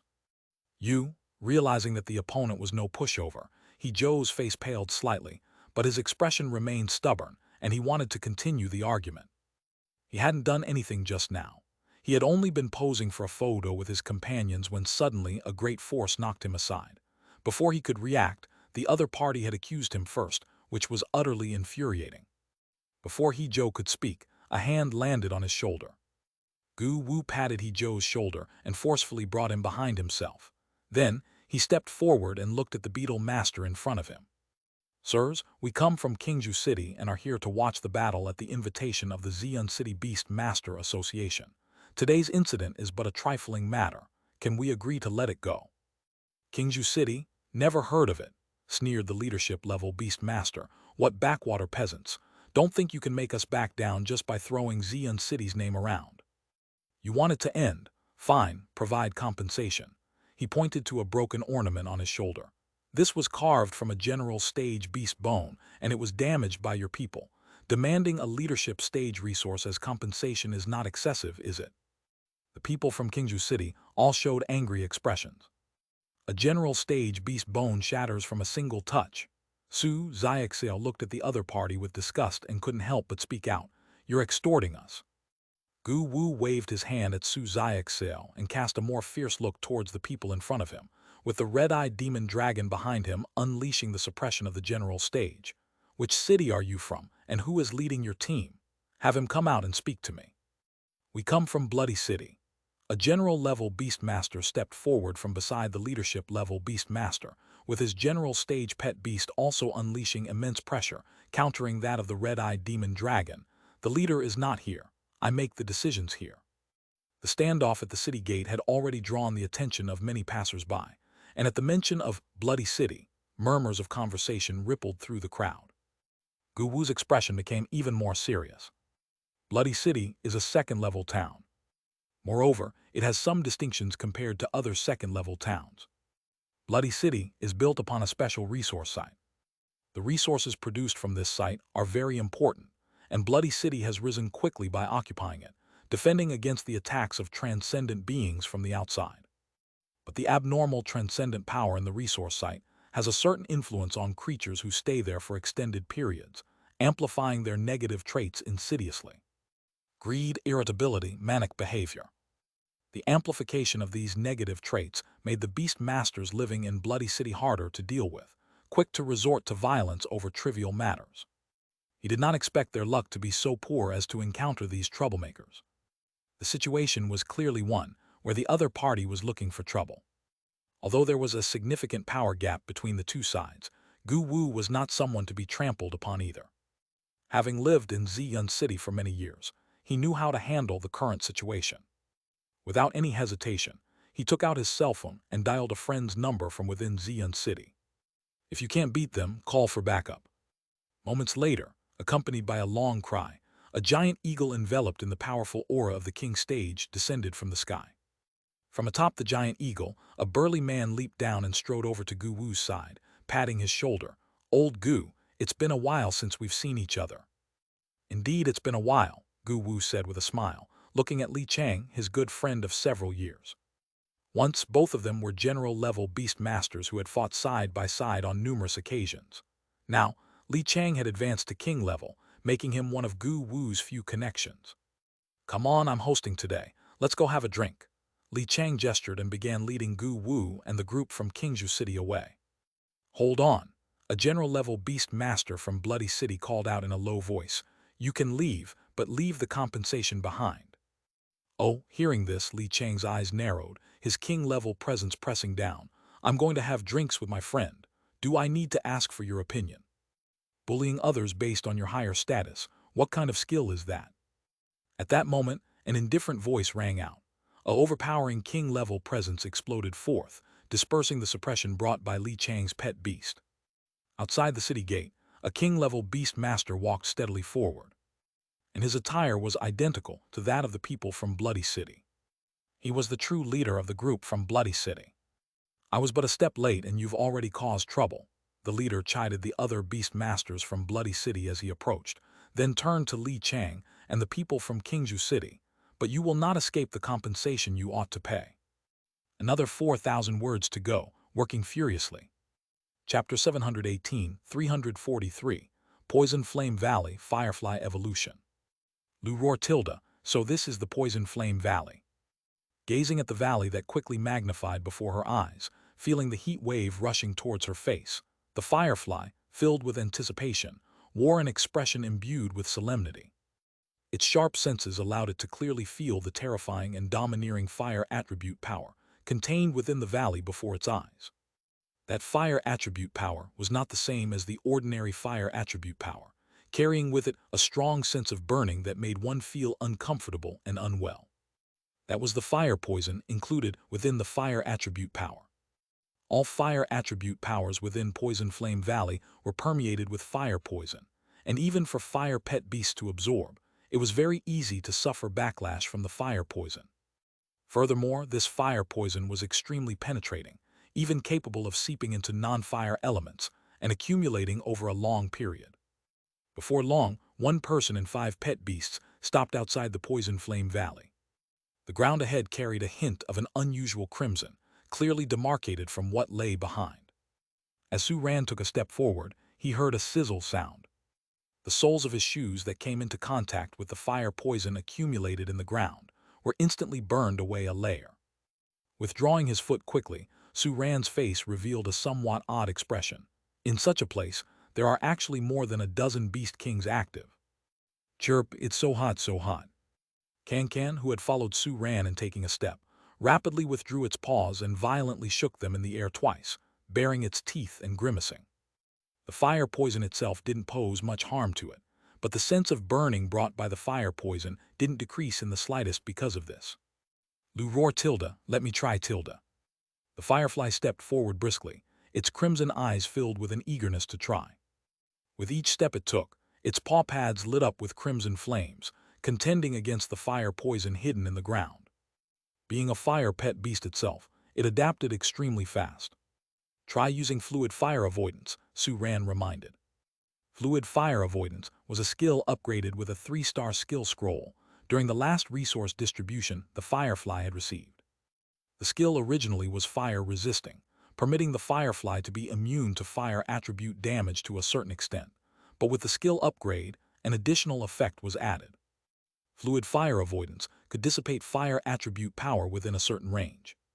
To the firefly, which was of the fire attribute itself, this skill effect seemed somewhat superfluous. After all, by dispelling the fire attribute power, it also affected itself, considered a typical case of winning by hurting oneself as well. But at this moment, this effect happened to be of use. Luvor tilde, I'll try it. With Su Ran's reminder sparking a light in its eyes, the firefly suddenly clapped its paws together in front of its chest. Snap tilde. Accompanied by a crisp sound, a pale red halo spread out from the firefly as the center, in all directions, eventually forming a pale red hemispherical light film around a 5-meter radius of the firefly. Within the light film, the crimson color of the ground noticeably faded. It worked. Indeed, despite being special, the fire poison was also a kind of fire attribute power. Su Ran's heart leapt with joy as he quickly rushed into the range covered by the light film. The other 4 little ones quickly followed. Entering the light film and breathing in fresh air free from fire poison, they felt refreshed and invigorated. With the trouble from the fire poison resolved, 1 person and 5 pet beasts swiftly moved towards the interior of the Poison Flame Valley. The heart-burning poisonous flame marrow is a rather special resource. It can be considered a crystal completely condensed from fire poison, containing the extreme power of fire poison. This kind of resource is rare elsewhere, but in fire attribute areas containing fire poison, it is always produced over many years of accumulation. According to the information Su Ran obtained previously, the Poison Flame Valley had the possibility of discovering heart-burning poisonous flame marrow both on the outskirts and the deepest parts. The deeper one went into the valley, the more intense the fire poison became, and the higher the probabilities of finding it. As they delved deeper, 1 person and 5 pet beasts inevitably received attacks from transcendent beings within the valley, but at this moment they were still in the periphery, and the strength of the transcendent beings was not too strong, at most at the leadership stage.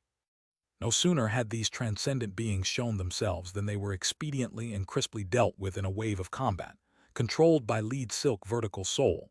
Utilizing heart tide and sharing sensations with the 12, they became ruthlessly efficient resource searchers, seeking out heart-burning poisonous flame marrow for the 1 person and 5 beasts.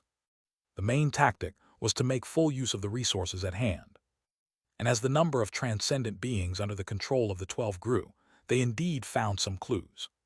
Cheap tilde, over there might have heart-burning poisonous flame marrow. The 12 abruptly looked in a certain direction, excitedly speaking out. Oh, Su Ran followed the direction of the 12's gazes. Let's go take a look. At the moment, their location was roughly on the outer fringes of Poison Flame Valley, where it was not uncommon to encounter creatures at general stage, but the main inhabitants were still the transcendent beings of leadership stage. If they could find the heart-burning poisonous flame marrow here, it would mean that a single person along with 5 pet beasts would not need to venture into the deepest part of the Poison Flame Valley and risk running into the dozen or so king-stage creatures within. Although not afraid, Su Ran still preferred to avoid trouble when he could. Of course, Xian was not quite as pleased. It glanced at the location where 12 had discovered the heart-burning poisonous flame marrow, and then at the direction of the deeper parts of Poison Flame Valley, letting out a slight sigh, feeling that it had lost a good opportunity to showcase its strength. Under 12's guidance, 1 person and 5 pet beasts changed direction, and soon came upon a natural cave set into the rock wall. Outside the cave, a transcendent being with eyes devoid of life stood rigidly. Ju tilde, your effort in finding resources has been successful. I'll spare you this time tilde. 12 muttered, with a flash of light in its ocean blue eyes. At the next moment, the transcendent being of leadership stage regained the sparkle in its eyes, looked at the single person and 5 beasts with fear, and without hesitation, ran away with all its might. Not bothering with the creature that had regained its freedom, Su Ran and the 5 little ones set their sights on the dark cave nearby. From within the cave, indeed, a thicker concentration of fire attribute power flowed out. Ju tilde, I just controlled it to go inside and take a look, and there is indeed a piece of heart-burning poisonous flame marrow. 12 actively spoke up and began explaining. Then there's no mistake. Su Ran took a deep breath, looked toward Yinghuo. Let's go, we're going in. Luhu tilde, okay.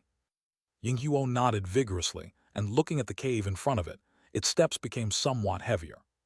The cave was not very long, and after walking for about a few dozen meters, they arrived in a spacious chamber within the cave. The thick fire poison enveloped the entire chamber, and even Yinghuo, who was using its fluid fire avoidance skill, found it somewhat strenuous to completely block it out. In the center of this chamber, a thick red light illuminated the whole area. It was a spring-like feature, inside which flowed a thick, magma-like red liquid. Atop the magma, a dark red crystal floated quietly, as if it had just been separated out not long ago.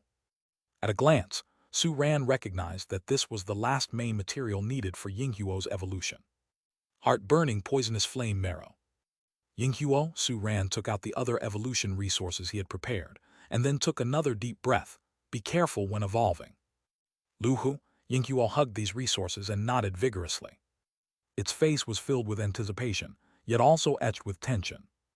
Evolution is something that every being longs for, but it is also fraught with danger. Even though it had made all the preparations it could, Yinghuo still felt a bit of trepidation, having never evolved before. Xian seemed to perceive Yinghuo's mood and revealed a relaxed expression. Meow tilde, relax, if I could succeed in evolving you can too. Without a doubt, among the 5 little ones, Xian had faced the highest difficulty in evolving from leader to king stage. After all, it had to add an attribute during evolution. Upon hearing Xian's comforting words, Yinghuo took a deep breath, its tension easing somewhat. Xilu tilde, you can do it, cheer up.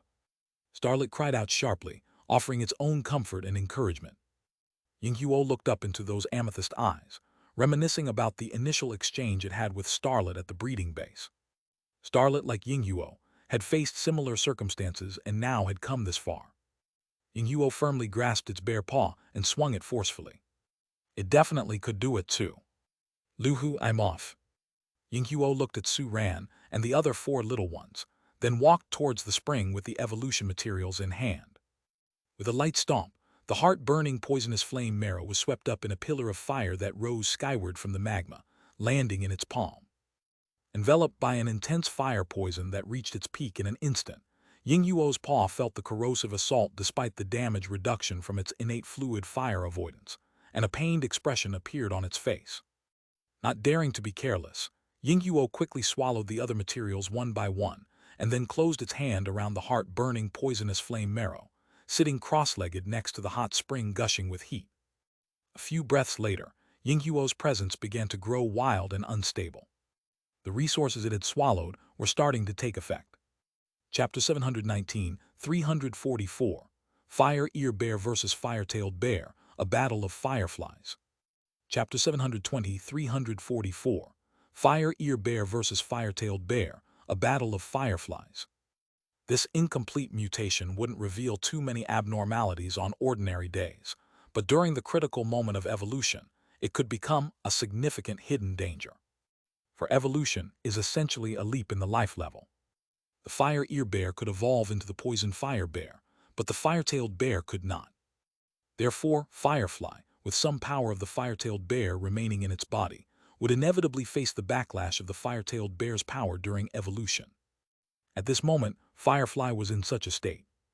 Under the stimulation of the evolutionary resources, it was amidst a standoff of the racial powers. Wind and Firefly would completely stabilize as a fire ear bear, hence successfully completing the evolution. Lose, and the power of the fire-tailed bear would devour the power of the fire ear bear, making Firefly's race completely turn into the fire-tailed bear. Not only would it lose higher potential, but it would also lead directly to the failure of this evolution. And the bad news was, Firefly didn't have much time left. Such a standoff couldn't go on endlessly. Because within the resources absorbed by Firefly, there was overwhelming power, and right now, it was wreaking havoc within its body. In the process of confronting itself, Firefly had no energy to suppress these powers, and if it let them go unchecked, over time Firefly's evolution would still fail. Su Ran's gaze was fixed on the heart-burning poisonous flame marrow that Firefly held tightly with one paw. This was the only resource that Firefly had not been able to absorb. Because its method of absorption in this evolution was not to devour, but rather to simply hold it in hand. At the moment, the fire poison had completely corroded Firefly's paw and arm, making the fur's flame color deepen. If it could not absorb the power of other evolutionary resources quickly to confront the fire poison, Firefly's situation would become extremely dangerous. Chirp, has the speed of the racial change slowed down? Can suddenly spoke, breaking the silence in the area. Tweet tilde, it seems to have slowed down. 12 observed carefully, then nodded slightly, affirming Can's discovery. Suran's spirits lifted, his eyes locked on Firefly. Indeed, the speed at which Firefly was changing between the fire-ear bear and the fire-tailed bear was slowing down in a very noticeable trend. What did this mean? Could it be that the standoff was about to end? Suran's heartbeat couldn't help but speed up. One human and 4 pets fell completely quiet. Only their encouraging thoughts transmitted non-stop to Firefly in front of them through contractual sensing. Boom! In the realm of consciousness, Firefly performed another blazing sky dance, sending the fire-tailed bear Firefly flying away with force. The fire-tailed bear Firefly landed heavily and struggled noticeably as it tried to rise again. Its state was quite miserable, as the flames it had ignited itself were covered by an even deeper flame, making it look as though it was enveloped in 2 layers of differently colored flames. More importantly, the inner layer of flames that directly touched its body did not come from itself, but from the other Firefly. The relentless burning power continued to inflict heavy damage on the fire-tailed bear Firefly, and even the fire-resisting found it difficult to withstand such scorching. The continuous, excruciating pain caused the fire-tailed bear Firefly's body to convulse repeatedly, and its will to fight was nearly worn away. The other Firefly wasn't faring much better. Its momentum had become very weak, and as the undying flame continued to burn, it dealt heavy blows to its opponent while also constantly draining its own power. This draining was rapid, causing Firefly to reach its limit faster than the opponent following the continuous burst. It walked with weary steps, step by step towards the fire-tailed bear Firefly, until it reached the point where the fire-tailed bear Firefly lay unable to get up. The undying flame, having burned out its last bit of power, finally extinguished. The fur all over the fire-tailed bear Firefly had been completely burned off, leaving hideous scorch marks on the skin, looking utterly pitiful. It's over. Light struggled with the last bit of strength, punching towards the fire-tailed bear Light with all its might. Accompanied by a soft sound, the figure of the fire-tailed bear Light exploded into countless specks, which then converged onto Light itself. Without time to experience the changes brought by these specks, Light's consciousness swiftly left the realm of the mind, regaining control over its body. Sensing the restless power within its body due to the lack of suppression, Light immediately activated its own power, methodically suppressing and shattering it, bit by bit absorbing it to transform it into its own power. It must be fast, even faster. Light felt the stinging and burning sensation of half of its body being eroded by the fire poison, and deep down, it had a premonition that it had to absorb all the resource power before the fire poison could erode its entire body. Only by doing this could it complete its evolution. As time ticked away, the agitated power within Light's body gradually became tame under its vigorous absorption.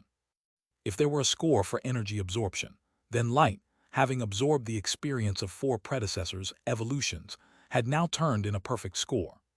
Finally, when the fire poison had spread throughout its entire body and was starting to spread to its other arm and legs, Light's aura completely stabilized. It slowly opened its eyes and locked its gaze onto the heart-burning poisonous flame marrow it was tightly grasping. The stinging and scalding from the fire poison spreading through most of its body made it extremely uncomfortable, wishing it could immediately throw away this damn thing.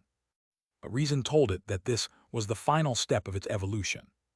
Taking a deep breath, Light nodded at Suran and the 4 little ones in the distance. Then, without hesitation, holding the heart-burning poisonous flame marrow, it jumped into a spring nearby. The intense power instantly enveloped Light's body, and the ever-increasing pain made Light's body shiver uncontrollably. But the fire poison spreading over Light's body was at that moment suppressed, as if a pause button had been hit, and its spread instantly halted. As expected, feeling this happen, Light cheered joyfully despite the piercing pain it suffered. The moment it grasped the heart-burning poisonous flame marrow, it vaguely guessed what it needed to do to fully absorb the resource. The spring-spewing lava was the birthplace of the heart-burning poisonous flame marrow and would also suppress its power. This was also why the heart-burning poisonous flame marrow always floated on top of the lava, never sinking into it. Under the suppression of the lava, Light took a deep breath and then released its resistance to the fire poison without any hesitation. Its body, already saturated with fire poison, began to deepen in hue. The fire poison, previously only penetrating its fur and skin, now started to dive deeper into Light's inner body as it willingly accepted it. Without a doubt, this process was painful, but it was also the most crucial step in Light's evolution. It needed to accept the fire poison, devour it, and ultimately integrate the power of the fire poison entirely with itself to evolve into a poison fire bear. Being within the lava, although it brought greater pain, it lessened the harm from the fire poison and made the process smoother. As time passed, Light's body color grew deeper and eventually changed from its previous flame color to a deep red. As the previously spreading body parts completed their thorough penetration and absorption, the spread of the fire poison continued, soon covering Light's other arm and legs entirely with the deep red hue. Lastly was Light's head. With the last bit of the body covered in deep red fire poison, a dazzling light of evolution burst forth from Light's body. This light of evolution broke through the lava, spewing from the spring as a brilliant column of light, striking the roof of the cave. Suran and the other 4 little ones exchanged looks, their faces lighting up with anticipation and excitement. Success.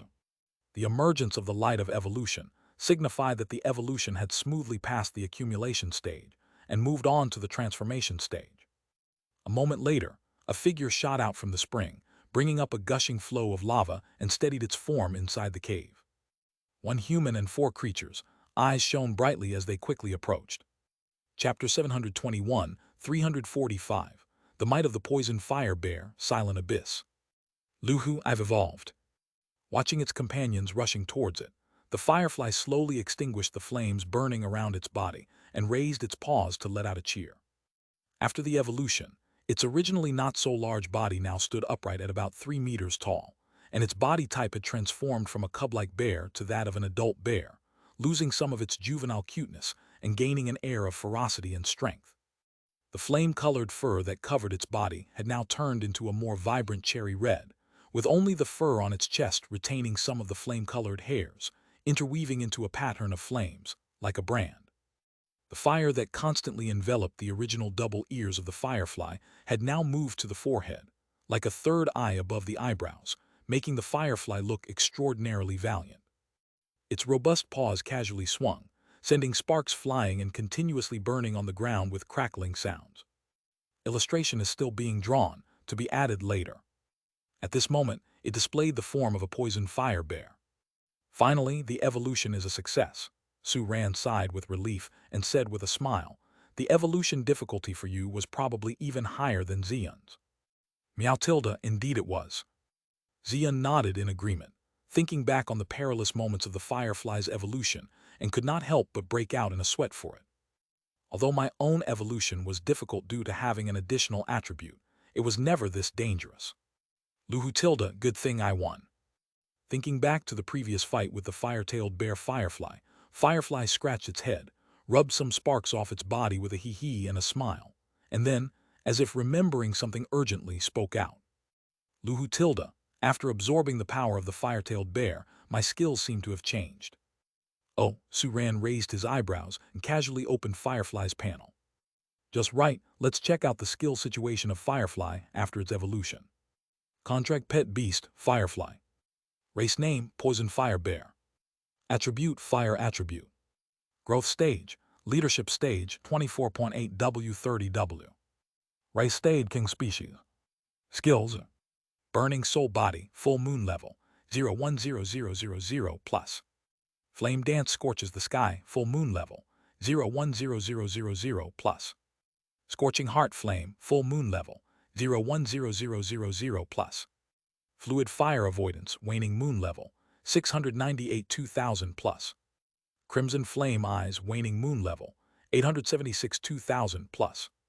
King's power stardust level, 0100+. Fire eating stardust level, 0100+. The last 2 skills were new skills added after Firefly's evolution. The 5 skills before them were Firefly's original skills. At a glance, Suran noticed 2 of the first 5 skills had changed their names compared to before. The first was Burning Soul Body. This skill, upgraded from a 2-star flame body, would have typically been named Demon Flame Body. The change in skill name meant the effects of the skill had also changed. The second was Scorching Heart Flame. This skill, upgraded from a 2-star Undying Flame, would normally have been Eternal Burning Flame, but now it too had changed. The change of a 3-star talent skill usually only occurred during Xion's evolution. However, Xion's evolution had added a new attribute, causing a change in the attribute of the talent skill, which was the reason for its skill chain. Firefly did not gain a new attribute during its evolution process. Therefore, the reason for this change could very likely be related to Firefly's experience in clashing with its own fire-tailed bear power during the evolution process. Perhaps, with a portion of the fire-tailed bear's power remaining in its body, its past skills were not purely those of a fire-ear bear.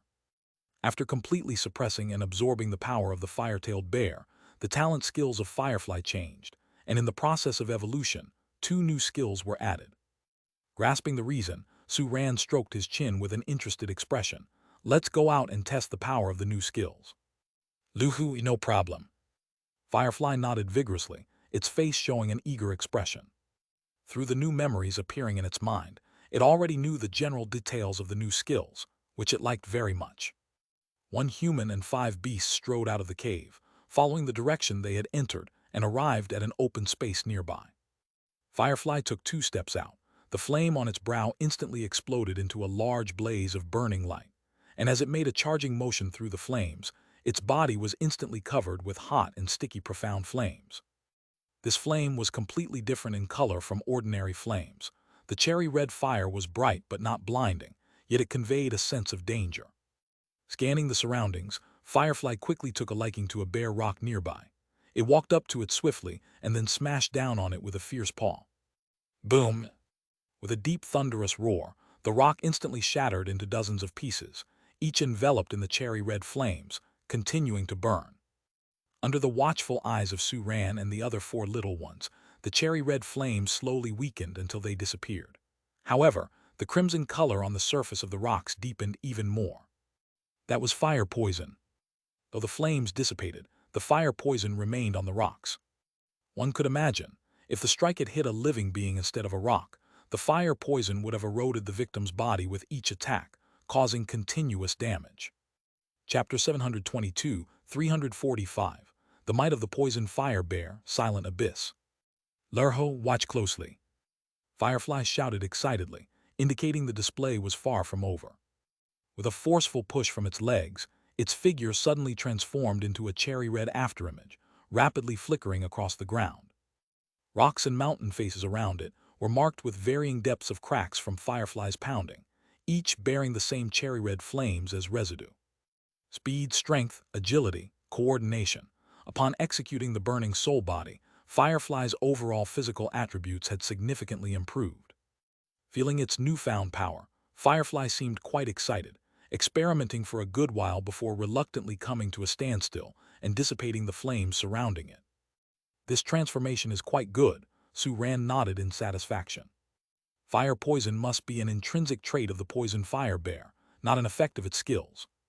Compared to the previous demon flame body, the current burning soul body added an effect of lingering flames. It's a modest enhancement, but the main point is that it has a high compatibility with Firefly's fire poison. What differences are there between Scorching Heart Flame and Eternal Burning Flame? Having seen the changes in Firefly's first skill, Su-Ran grew curious and expectant about the changes to Firefly's other skills. Lurho, let me demonstrate. Firefly nodded and was about to execute the skill when its gaze suddenly shifted aside. Su-Ran and the 4 young ones also turned their attention in the same direction. Probably disturbed by the commotion Firefly had just made, 6 wolf-type pet beasts with fiery red fur peeked out from the crisscrossing rocks, eyeing them with a chilly gaze. They approached step by step, forming an encircling stance around Su-Ran and his 5 pets. Clearly, upon discovering Su-Ran and his group, they intended to wipe out the human beast master and his pet beasts in one fell swoop. Ju Tilda, here we go again Tilda. 12 shook its head slightly, ready to cast endless sleep, but Su-Ran stopped it with a look. Firefly, these leader stage fierce wolves are yours to handle. It's a good chance to test your new skills, Su-Ran said. Lurho, no problem. Firefly clenched its claws firmly, bumping them together in front of its chest as its crimson eyes blazed with intense fighting spirit. Interrupt my skill demonstration, and you become the targets of my skill demonstration. It stepped forward, deliberately entering the encirclement of the 6 fierce wolves. The pack of fierce wolves first seemed startled, then their eyes revealed human-like mockery. The largest and strongest fierce wolf let out a long howl, prompting the others to quickly tighten the encirclement around Firefly. In a moment of silence, one of the fierce wolves leaped forward, its front paws gleaming like knife blades, covered in burning flames as it fiercely tore at Firefly. 2-star skills, waning moon level flame claw. Firefly's eyes flickered slightly, and in the next moment its eyes were filled with blazing fire. As the flames lit up, everything around Firefly slowed down drastically in its perception, and its vision also changed, allowing it to see all changes in temperature and transcendent power. 3-star skill, waning moon level crimson flame eyes. As the superior skill to Fire Eye, it perfectly inherited the enhancement to vision from Fire Eye, with a significant upgrade that gave Firefly a tremendous advantage in battle. The fierce wolf that had pounced looked as slow as a snail in Firefly's eyes. Without even using the burning soul body, Firefly simply sidestepped and nimbly dodged the flame claw, then clenched one fist, and in the instant they passed by each other, landed a brutal punch on the wolf's flank. Cherry red light exploded at the moment the fist collided with the fierce wolf, engulfing it completely in flames. The light in Firefly's eyes faded slightly, and the speed of time in its view returned to normal. The fierce wolf let out a wail, flying a dozen meters away before crashing heavily onto the ground, with the cherry-red flames burning everything they touched, as if they'd never extinguish. Its body twitched, seemingly struggling to rise, but in the next instant it was completely consumed by flames and fell silent. After throwing the punch, Firefly did not even glance at the fierce wolf it had knocked away. It turned around as if it had eyes on its back and met another sneak-attacking fierce wolf with a pair of strong bare paws. The wolf was less than a meter away from Firefly, its mouth wide open revealing grim, sharp teeth, with especially large canines covered in blazing flames exuding a dangerous aura. 2-star skills, waning moon level flame tooth. The firelight in Firefly's eyes brightened again, the flow of time in its vision slowed once more, and everything became crystal clear. It could even make out the wolf's razor-like teeth and the flying saliva from its mouth, which filled Firefly's eyes with a flash of disgust and discontent. The extended bare paws swiftly raised, one reaching above the wolf's upper jaw and the other below its lower jaw, then fiercely clapped together. Shut your mouth. With the tremendous force from Firefly's paws coming together, the wolf's wide maw was forcibly closed, splattering blood from its jaws, while its entirely flame-formed canines exploded within its mouth. The fierce wolf, unable to cry out with its mouth clamped shut, could only emit a pained woo-woo noise through its nostrils. However, its suffering didn't last long, as cherry-red light burst from Firefly's palms, instantly engulfing and ending its life. Chapter 723, 345, The Might of the Poison Fire Bear, Silent Abyss. Immediately after, the Firefly grabbed the fierce wolf's head and hurled it violently, throwing its body towards the stunned pack leader. Everything happened so fast that the pack leader had yet to react when it was hit full-on by the fierce wolf, whose body was engulfed in flames. The flames swiftly spread from the corpse of the fierce wolf to the pack leader, instantly covering its body. Ow! The pack leader let out a terrified and agonizing howl, writhing in pain on the spot under the continuous damage of the scorching heart flame. After rolling around for a few breaths, its movements gradually slowed down, eventually becoming still and silent. The remaining 3 fierce wolves watched the scene unfold with wide eyes, fully aware they had encountered a formidable foe. One by one, they tucked their tails and fled in panic, not daring to look back at the carnage behind them. The Firefly couldn't be bothered to chase after them. It stretched lazily, quite pleased with its recent performance. To its earlier self, the leadership stage was an incredibly powerful level. Even with 3 full moon level skills, its chance of defeating a leadership stage opponent while being at the elite stage was still slim. And now, 3 leadership stage fierce wolves had been effortlessly taken down by it, a stark contrast to before, providing a clear understanding of its current power. It had grown stronger. However, glancing at the 4 seniors, any pride that had just risen in the Firefly instantly vanished. Well, compared to the 4 seniors, it still had a long way to go. Is this the effect of scorching heart flame? Su Ran said, looking at the three bodies still burning on the ground, his face showing a touch of astonishment. The previous eternal burning flame could indeed cause sustained burning and damage, but it was difficult to take an opponent's life in such a short span of time. This indicated that scorching heart flame had a more potent damaging effect than eternal burning flame. Of course, this was also related to the presence of fire poison. Setting aside the king's power skill that all king species have, the firefly had one last skill to test. That was the 2-star skill fire eating that it had acquired during its evolution. How effective is fire eating? Su Ran asked with curiosity. On hearing Su Ran's question, the firefly chuckled heh. During the recent battle, it had already considered demonstrating the effect of fire eating. This tactic was called forward thinking.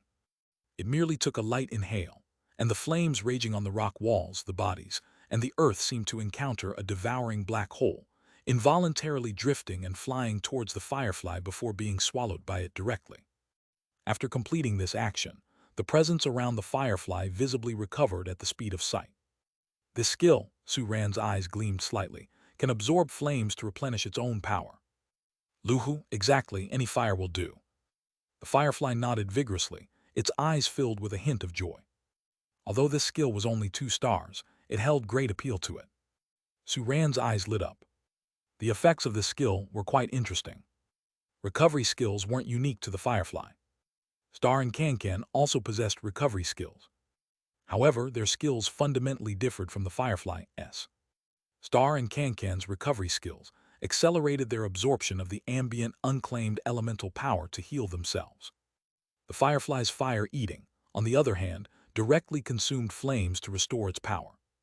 The latter had its limitations, requiring flames for recovery, but it also had advantages the former lacked. That is, it could also be used as a combat skill while serving as a recovery ability. If it encountered an opponent with fire attribute, the firefly could offset the enemy's advantage by consuming their flames, achieving an effect of mutual demise. Coupled with its mastery of fluid fire avoidance, a skill providing immunity to fire, the combination solidified the firefly's invincibility against same-attribute opponents. Su Ran could already imagine the scene when the firefly faced an opponent of the same fire attribute. The only downside was that the firefly's skills were highly specific to the same attribute, losing some advantage when facing other attributes. It was a trade-off. However, there was still room for the firefly's skills to be upgraded to 4 stars. It wouldn't be able to rely solely on 4-star skill scrolls for improvement. By considering skill fusion during the process, perhaps the firefly's attribute coverage could be broadened a bit. If it could cover all attributes. The firefly's evolution has come to a successful conclusion, Su Ran mused, unable to suppress a laugh. Let's leave this place now.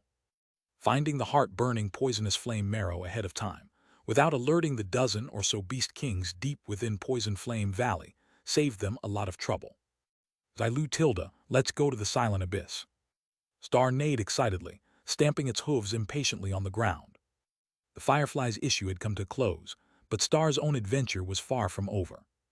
All right, let's go. Su Ran swiftly mounted his horse, and as usual picked up the other pet beasts onto Star's back. But upon seeing the firefly, his face involuntarily showed a trace of amusement. The firefly used to be small enough to easily fit on Star's broad back. Now, standing 3 meters tall, it had reached the category of a large pet beast, making it not so easy to ride on Star's back. More importantly, it hadn't undergone a reduction. The firefly scratched its head, realizing the problem as well, its face showing a troubled expression. Luhu, how about I wait here and you summon me when you get there? Chapter 724, 345. The Might of the Poison Fire Bear, Silent Abyss. Firefly scratched his head, also realizing the problem, and showed a troubled look on his face. Luhu, how about I wait here and you summon me when you arrive? No need, Su Ran smiled. Now that your body type has grown larger, it's time for you to learn reduction too. Once reduction is upgraded to 3 stars, it can merge with the burning soul body, which will be just right. You still have some value points left over from the previous resource allocation, enough to exchange for a 1-star skill with ease. Hearing Su Ran's arrangements, Firefly's eyes lit up instantly. Luhu, I want to learn. Su Ran smiled and nodded, casually exchanging 10 skill fragments for the 1-star reduction skill and taught it to Firefly.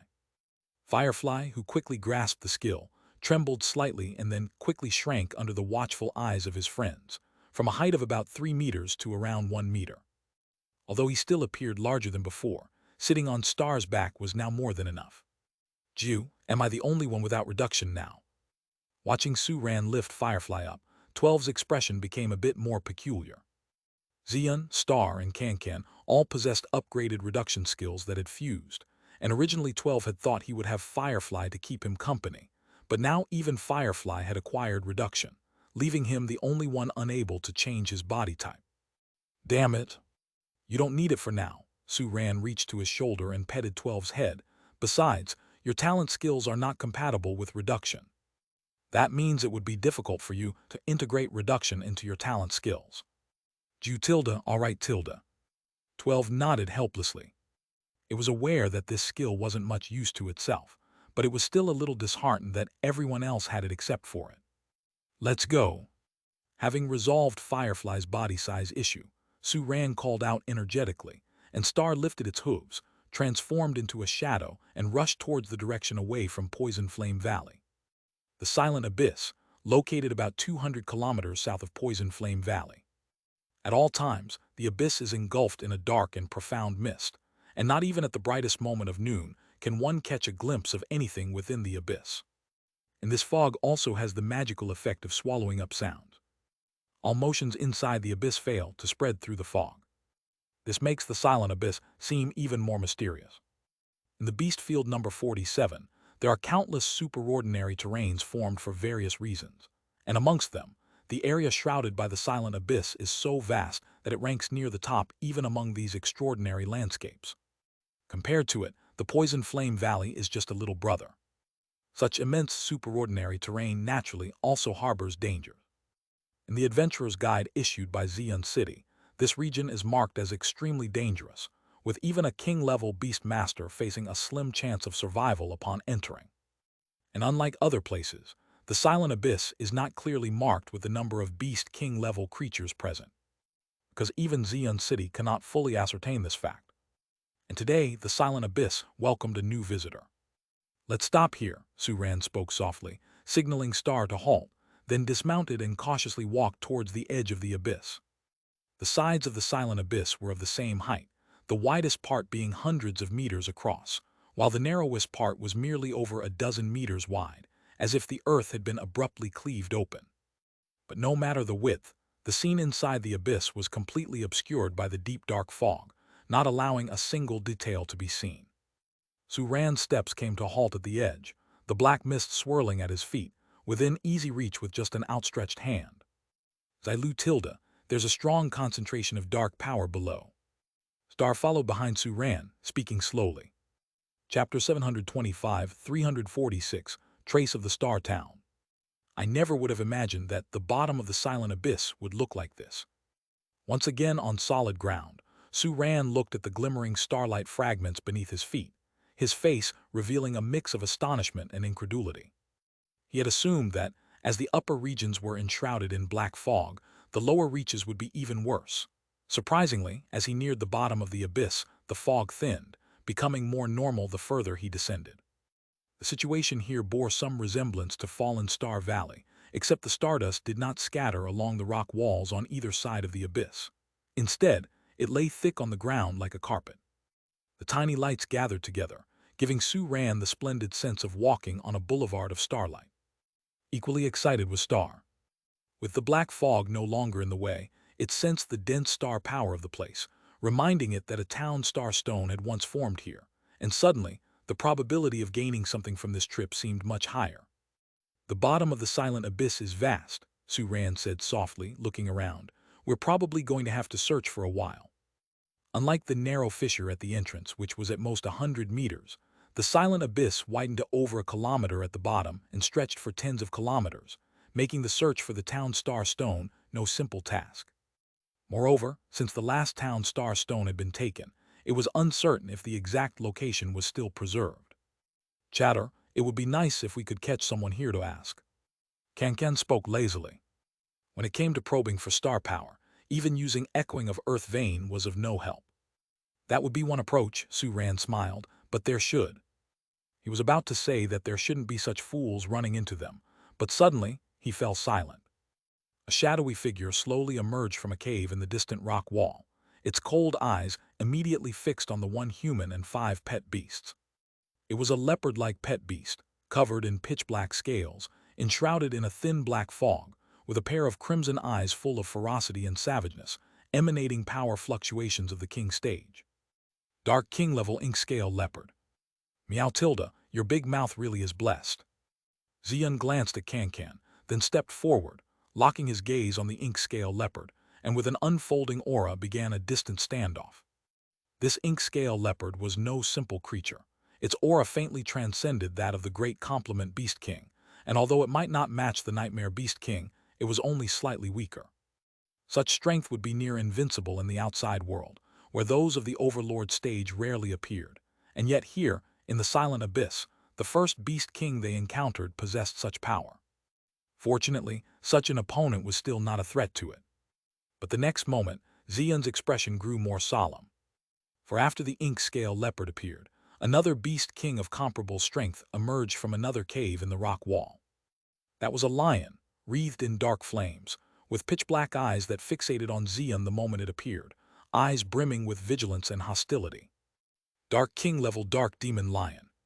2 Quasi-Domineering level. No, there were 3. Amidst the strange click-clack sounds, the black fog overhead began to churn, and from within it, a creature with a wingspan of over 20 meters, resembling a giant bat, flew out. Its blood-red eyes focused on the one human and 5 pet beasts below. Dark King-level Ghost Bat. The expressions of the one human and 5 pet beasts changed subtly. The aura of this ghost bat was unfamiliar, yet carried a hint of recognition. During their descent through the black fog, they had been assaulted by similar auras several times, but those were much weaker and had been promptly dealt with by Xian before they could even reveal themselves. Without a doubt, those attackers within the fog were closely related to the ghost bat before them. Now in this somewhat confined space, the one human and 5 pet beasts faced opponents more formidable than ever before. Even previously in Fallen Star Valley, they had only faced 2 transcendent beings of the quasi-domineering level at the same time. But now there were 3. Ha ha ha! The ghost bat's cold gaze landed on Xian, its eyes revealing unhidden greed. A king stage emperor species, quite the delicacy. Devouring you might just give me the chance to evolve once more. You killed quite a few of my kin on your way here, it spoke with deliberate slowness. Now pay with your lives. Human, coming here was your biggest mistake. The dark demon lion spoke with a growl, its eyes filled with chill resolve. The Silent Abyss is a forbidden zone for humans. The ink-scale leopard did not speak. Its aura only grew more dangerous. Meow Tilda, you all sure talk too much. Xian's gaze flashed. Countless bolts of lightning suddenly erupted around its body, stirring the void as its form became elemental. Then, accompanied by a deep roar reverberating throughout the bottom of the abyss, it appeared in front of the ghost bat in an instant. Its sharp claws charged with tremendous force, radiating an unpredictable and fearsome power. Xian viciously slammed a palm down on the ghost bat. 4-star skill, Violent Sun-level Thunder Punishment. The ghost bat screeched, its body bursting into numerous small bats that instantly scattered. A few bats were devoured by the explosion of thunder punishment, but the vast majority escaped unharmed, reassembling at another location to reform the shape of the ghost bat. Chapter 726, 346, Trace of the Star Town. The momentum had slightly diminished, but the ghost bat had not sustained significant damage from the recent strike, its crimson eyes filled with surprise and suspicion. Clearly, it had not expected Xian's skills to be so terrifying. Without paying heed to the ghost bat's reaction, a miss prompted Xian to instantly shift her gaze to the side, towards the dark demon lion that was rapidly pouncing towards her, surrounded by a sky-high dark blaze. Roar! With a ferocious roar, the dark demon lion quickly spat out a dark flame that had been ready to launch from its mouth, enveloping Xian like a cannon blast. The deep black light completely swallowed her. Boom! Almost simultaneously as the black light engulfed Xian, a violent, thunderous sound came from behind. The silent ink-scale leopard had not targeted Xian as its first attack. Instead, it locked its gaze onto the remaining person and 4 beasts from the beginning of the battle. At this moment, as the thunderous sound resounded, starlight-woven patterns rapidly dimmed, and rock walls that rose from the ground were shattered inch by inch, without time for them to heal.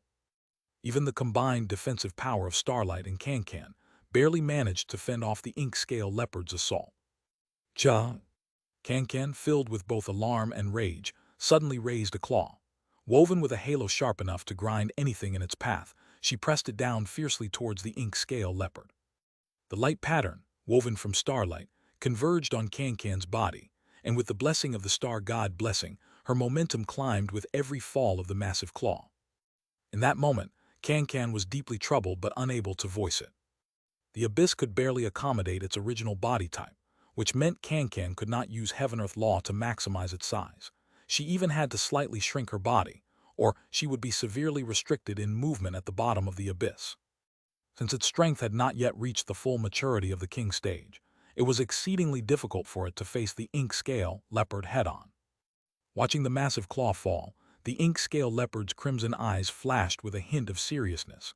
It could feel that this power was a threat to itself. The black mist around its claws grew denser, almost completely enveloping its limbs. The ink-scale leopard turned into a shadow and swiftly dodged to the side. 2 cold blade lights fell from the sky, coordinating with Can-Can's giant claw, attempting to seal the ink-scale leopard's range of motion. The next instant, an inexplicable drowsiness surged, causing the ink-scale leopard's body to stiffen. Zzzt. A piercing sound of electric light tore through the void. Xian appeared unscathed in another part of the void after being fully struck by the dark demon lion, immediately turning her head back towards the direction of the person and 4 beasts with a flash of urgency and concern in her eyes. You should worry about yourself. Accompanied by a taunting sneer, dark blade edges, along with the ghost bat's wing flaps, burst densely from the void and instantly enveloped all the space where Xian could dodge, like a curtain of rain. The very void twisted slightly under these blades, their terrifying momentum overwhelming the skies. Meow, it's you who should be worried about yourself. Xian retorted unceremoniously, while the thunderbolt pattern on her forehead instantly burst forth with blinding brilliance. Countless serpentine bolts of lightning abruptly materialized around Xian's body and pounced on the incoming blades. Accompanied by consecutive thunderous sounds, they swiftly devoured the dark blades and, undiminished, counterattacked. 4-star skill, Violent Sun-level Thunder Shocker. With one strike, Xian didn't even look back at the result. She turned and thrust out a claw, heavily colliding with the approaching claw of the dark demon lion that was ready to sneak attack from behind. A huge thunder punishment rune interwove in the void. Dark flames surged and reflected each other. The powers of the thunder and dark attributes crushed against one another, eventually shattering into myriad fragments and scattered in the raging storm. Boom! With a deep thunderous roar, the dark demon lion was sent flying backward, slamming heavily into the rock wall. The claw that collided with Xian spurting blood, white bones exposed, with continuous flashes of electric light. Xian shook off her paw and, with a flicker of her form, appeared right in front of the dark demon lion before it could react. Xian raised her claw and grasped, and a thick, deep purple thunderbolt descended from the void, transformed into a terrifying thunder spear which she viciously thrust into the dark demon lion's belly, nailing it to the rock wall. 4-star skill, Violent Sun-level Astonishing Thunder Fury. Roar! The dark demon lion let out a pitiful scream as its body convulsed continuously due to the violent invasion of the thunder force. A sizzling scent arose from the pierced belly, and the immediate severe injury caused it to lose its fighting capacity in an instant. One down. Xian's figure flashed again. She was already facing the ghost bat, which was also looking slightly ragged. The wide-range damage from Thunder Shocker forced it to avoid dispersal like it had against Thunder Punishment, reluctantly having to rely on other means to endure. After this hit, its vitality visibly declined. Its body streaked with electric lights that occasionally twitched, having been seriously injured. Spare me, seeing the dark demon lion nailed to the rock wall. The ghost bat cried out in a panic scream, but Xian chose to ignore it as though she had not heard. Spare it. Letting it go now, who knew if it would ambush everyone from the dark mist once they got out of the abyss. Therefore, the ghost bat must not be spared. In the continuous flashes, the fully charged cloud break sky was unleashed from Xian's raised claw, becoming the final blow to end the ghost bat. Chapter 727, 346, Trace of the Star Town. A strike descended, and only a short piece of the bat wing bone emitting a dark glow remained in the void. Grabbing the bat wing bone casually, Xian returned to the dark demon lion's side, pulled out the thunder spear pinning it down, and then grabbed the half-dead lion, flinging it towards Su Ran and the other 4 little ones. As the battle with Xian came to a close, the fight between 1 human and 4 pet beasts also reached an end. Under the forced interference of the endless sleep, the ink-scale leopard lost its only chance to make a full retreat. At the brink of life and death, between being smashed by a paw or grievously wounded by a blade, it chose the latter. At the cost of bearing the brunt of Su Ran's slash, the ink-scale leopard managed to escape from the poised land of destruction.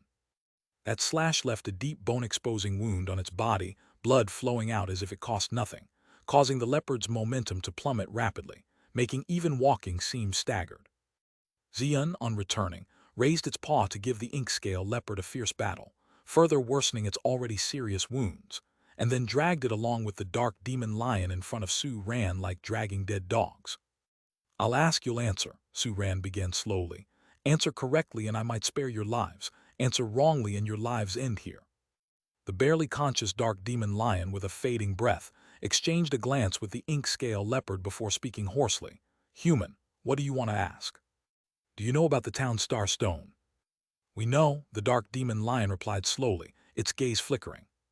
A gleam of deep light flashed across the red eyes of the ink-scale leopard, nodding quickly as well. Excitement appeared in Star's eyes, and she was about to continue asking when Su Ran raised a hand to stop her. "Let the 2 of them speak separately. If their stories differ, kill them both." Having said that, Su Ran crossed his arms and looked towards the lion and leopard. These 2 fellows were very cunning. As soon as these words were spoken, the expressions of the lion and leopard changed rapidly. Xian and Cancan each took one and quickly interrogated them. After comparison, the details were almost identical. "Still lacking 3,000, overworking my liver." A figure leisurely emerged from a cave in the distant rock wall, its cold eyes instantly fixating on 1 human and 5 beasts. It was a leopard pet beast with pitch-black scales all over its body, shrouded in a thin veil of darkness, with fierce and ferocious red eyes, exhibiting power fluctuations at the king stage level. Dark king level ink-scale leopard. "Meow Tilda, your mouth really is blessed." Xian glanced at Cancan before stepping forward, focusing her gaze on the ink-scale leopard with a display of her own aura, confronting it from afar. This ink-scale leopard was not simple. Its aura faintly transcended the great complement Beast King. Even if it couldn't compare to the nightmare Beast King, it was only slightly lower. Such strength would be an almost invincible existence in the outside world at the Overlord stage. And yet, here in the Silent Abyss, the first Beast King they encountered possessed such power. Fortunately, such an opponent was still not a threat to it. But the next moment, Xian's expression suddenly turned a bit grave.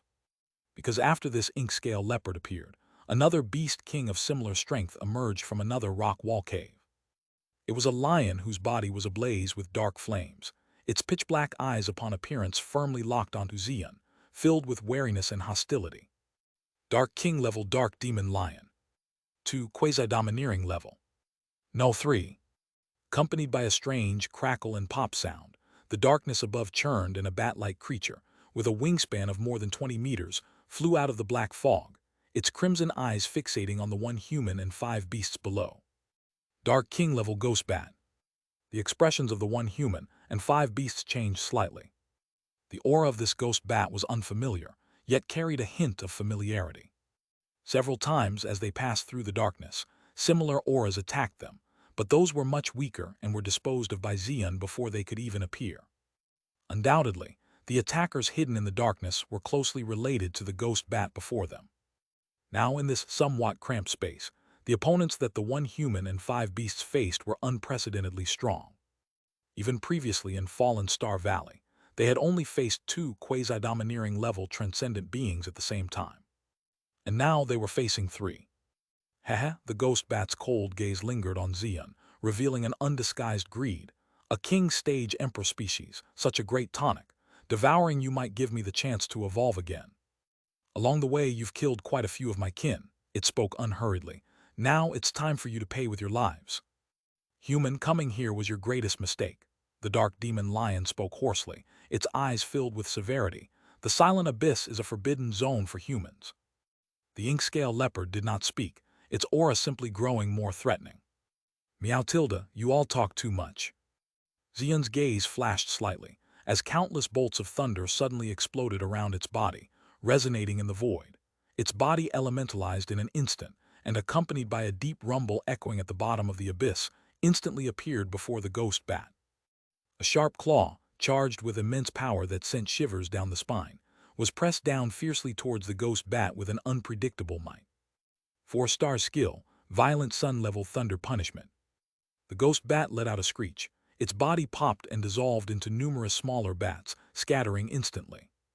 Chapter 728, 346, Trace of the Star Town. A few bats were swallowed up in the moment when thunder punishment erupted, but the vast majority of the bats escaped unscathed, regrouping elsewhere and returning to the form of the ghost bats. Their momentum dropped slightly, but the ghost bats didn't take much damage from that last strike, their blood-red eyes filled with a mix of shock and suspicion, clearly not having expected Xian's skills to be so terrifying. Without any regard for the reaction of the ghost bats, and with the first blow failing, Xian immediately turned her gaze to the side, toward the dark demon lion that was rapidly pouncing toward her, its body enveloped in surging dark flames. Roar! With a fierce roar, the dark demon lion quickly spewed out the dark flames it had been storing up in its mouth. The dark flames, like heavy artillery, enveloped Xian's body, with the deep black light completely swallowing her. Boom! Almost simultaneously as the black light swallowed Xian's body, a thunderous sound came from behind. The silent ink-scale leopard didn't target Xian first for its attack. From the beginning of the battle, it had locked its gaze on the remaining human and 4 beasts. At this moment, as the thunderous sound echoed, streaks of starlight interwoven into light patterns rapidly faded, and the rock wall rising from the ground crumbled inch by inch, unable to even repair itself. The combined defense powers of Star and Can-Can could barely withstand the ink-scale leopard's assault. Cha! With indignation and anger mixing together, Can-Can suddenly lifted a claw, the light halo within it, like a grindstone, interweaving and descending toward the direction of the ink-scale leopard with force. The patterns of starlight woven together converged onto its body, and under the effect of Star God blessing, Can-Can's momentum rose with the falling of its enormous paw. At this moment, Can-Can was unspeakably troubled. The abyss only just barely accommodated its original body size, which meant Can-Can couldn't use Heaven-Earth Law to maximize its size. It even had to shrink its body slightly, otherwise its movements would be greatly restricted at the bottom of the abyss. For Can-Can, whose strength hadn't yet reached the complete king stage, confronting the ink-scale leopard head-on was extremely difficult. Watching the giant paw fall, a hint of gravity flashed in the red eyes of the ink-scale leopard. It could feel the power that was enough to threaten its own existence. The dark mist between its paws became denser, nearly covering its limbs completely, as the ink-scale leopard turned into a shadowy figure, swiftly dodging to the side. 2 cold saber lights fell from the sky, working in conjunction with Can-Can's giant paw to try to seal off the ink-scale leopard's range of motion. The next instant, an inexplicable sense of drowsiness surged, causing the ink-scale leopard's body to stiffen. Zzzt. A sharp sound of electric light pierced the void, and Xian, who had been completely engulfed by the dark demon lion's full-blown attack, appeared unharmed in another part of the void. She immediately looked back, casting an anxious and worried glance in the direction of the human and 4 beasts. Worry about yourself a bit more. Accompanied by a taunting laugh filled with mockery, a series of dark blades appeared alongside the flapping wings of the ghost bats, shooting densely from the void and instantly enveloping all the space Xian could dodge to, like a curtain of rain. The very void twisted minutely under these blades, with a terrifying momentum that seemed to engulf everything. Meow, the one who should be worried is you. Xian retorted unapologetically, the thunderbolt pattern on her forehead instantly bursting forth with dazzling brilliance. Countless serpent-like tendrils of lightning appeared abruptly around Xian and headed toward the dark blades. Accompanied by the intermittent sounds of thunder, they quickly devoured the dark blades and then, without losing momentum, counterattacked. 4-star skill, Violent Sun Level Japanese symbol THUNDER Shocker. With one strike, Xian didn't even look at the result and swung a claw back at the dark demon lion who was preparing to ambush her, its lethal claws colliding heavily with hers. A giant punishment character interwoven with thunder patterns appeared in the void, the surging dark flames sweeping up around it, reflecting its light. The powers of the thunder and dark attributes clashed against each other, eventually shattering into myriad fragments, swirling in the raging storm and scattering in all directions. Boom! Accompanied by a deep roar, the dark demon lion's body was thrown backward, crashing heavily against the rock wall, its claw that had collided with Xian oozing blood profusely, bones chillingly white, as thunder light flickered continuously. Xian shook its paw, its figure flashed, and before the dark demon lion could react, it had already appeared in front of it. Xian raised its paw to grasp, and a thick, deep purple thunderbolt descended from the void, turning into a terrifying thunder spear, plunging fiercely into the dark demon lion's abdomen, nailing it to the rock wall. 4-star skill, violent sun-level astonishing thunder fury. Roar! The dark demon lion let out a miserable scream, its entire body convulsing violently due to the rampaging invasion of the thunder force, a burnt smell wafting from the punctured abdomen, the instantaneous severe injury causing it to lose its combat abilities in the blink of an eye. One down. Xian's figure flashed again, already in front of the equally distressed ghost bat. The wide-range damage from the thunder shocker made it wary to disperse and dodge as it had before the thunder punishment. With no choice, it had to endure with other means. With this strike, its aura visibly wilted, its body covered in wandering lightning, occasionally twitching, clearly heavily injured. Spare my life. Seeing the dark demon lion nailed to the rock wall, the ghost bat was terrified to its core. It hissed a plea, but Xian pretended not to hear. Spare life. If I let go of this guy now, who knows if it will sneak attack us in the mist when we leave the abyss. Hence, the ghost bat must not be spared. In the midst of repeated phasing and flashing, the cloud break sky, already charged to the extreme, was now cast by Xian with a wave of its paw, becoming the final blow that put an end to the ghost bat. With one strike, only a small section of bat wing bone radiating black light remained in the void. Casually grabbing the bat wing bone, Xian returned to the dark demon lion, pulled out the thunder spear that nailed it, then grabbed the half-dead dark demon lion and flung it towards Su Ran and the other 4 little ones. Just as Xian's battle came to a close, the fight involving 1 human and 4 pets also reached its conclusion.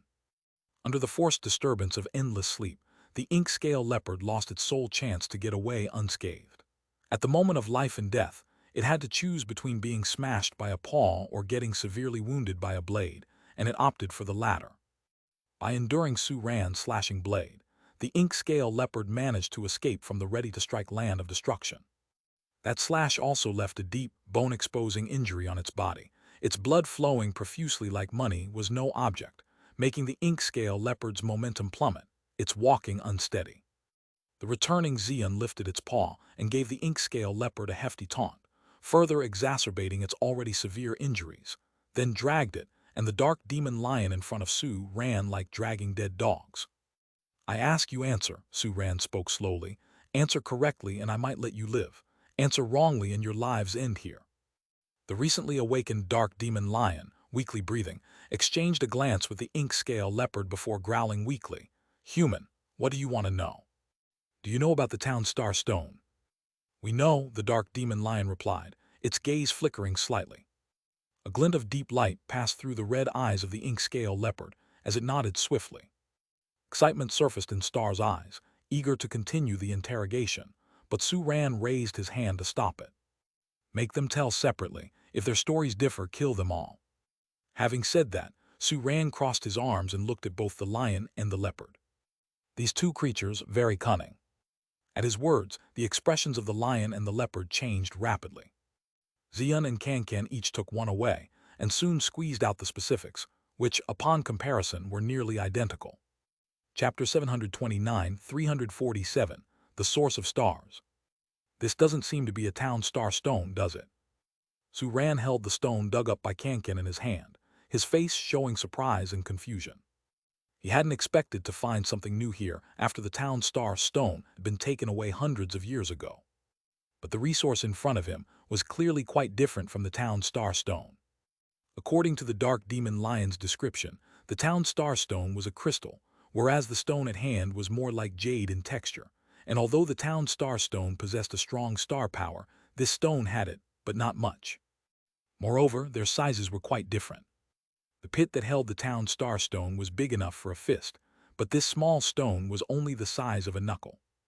Meow, could it be an unevolved town star stone? Xian speculated. According to the dark demon lion, the town star stone could grow. Perhaps this was a newly sprouted town star stone that hadn't yet grown. It's possible but not likely, Su Ran stroked his chin.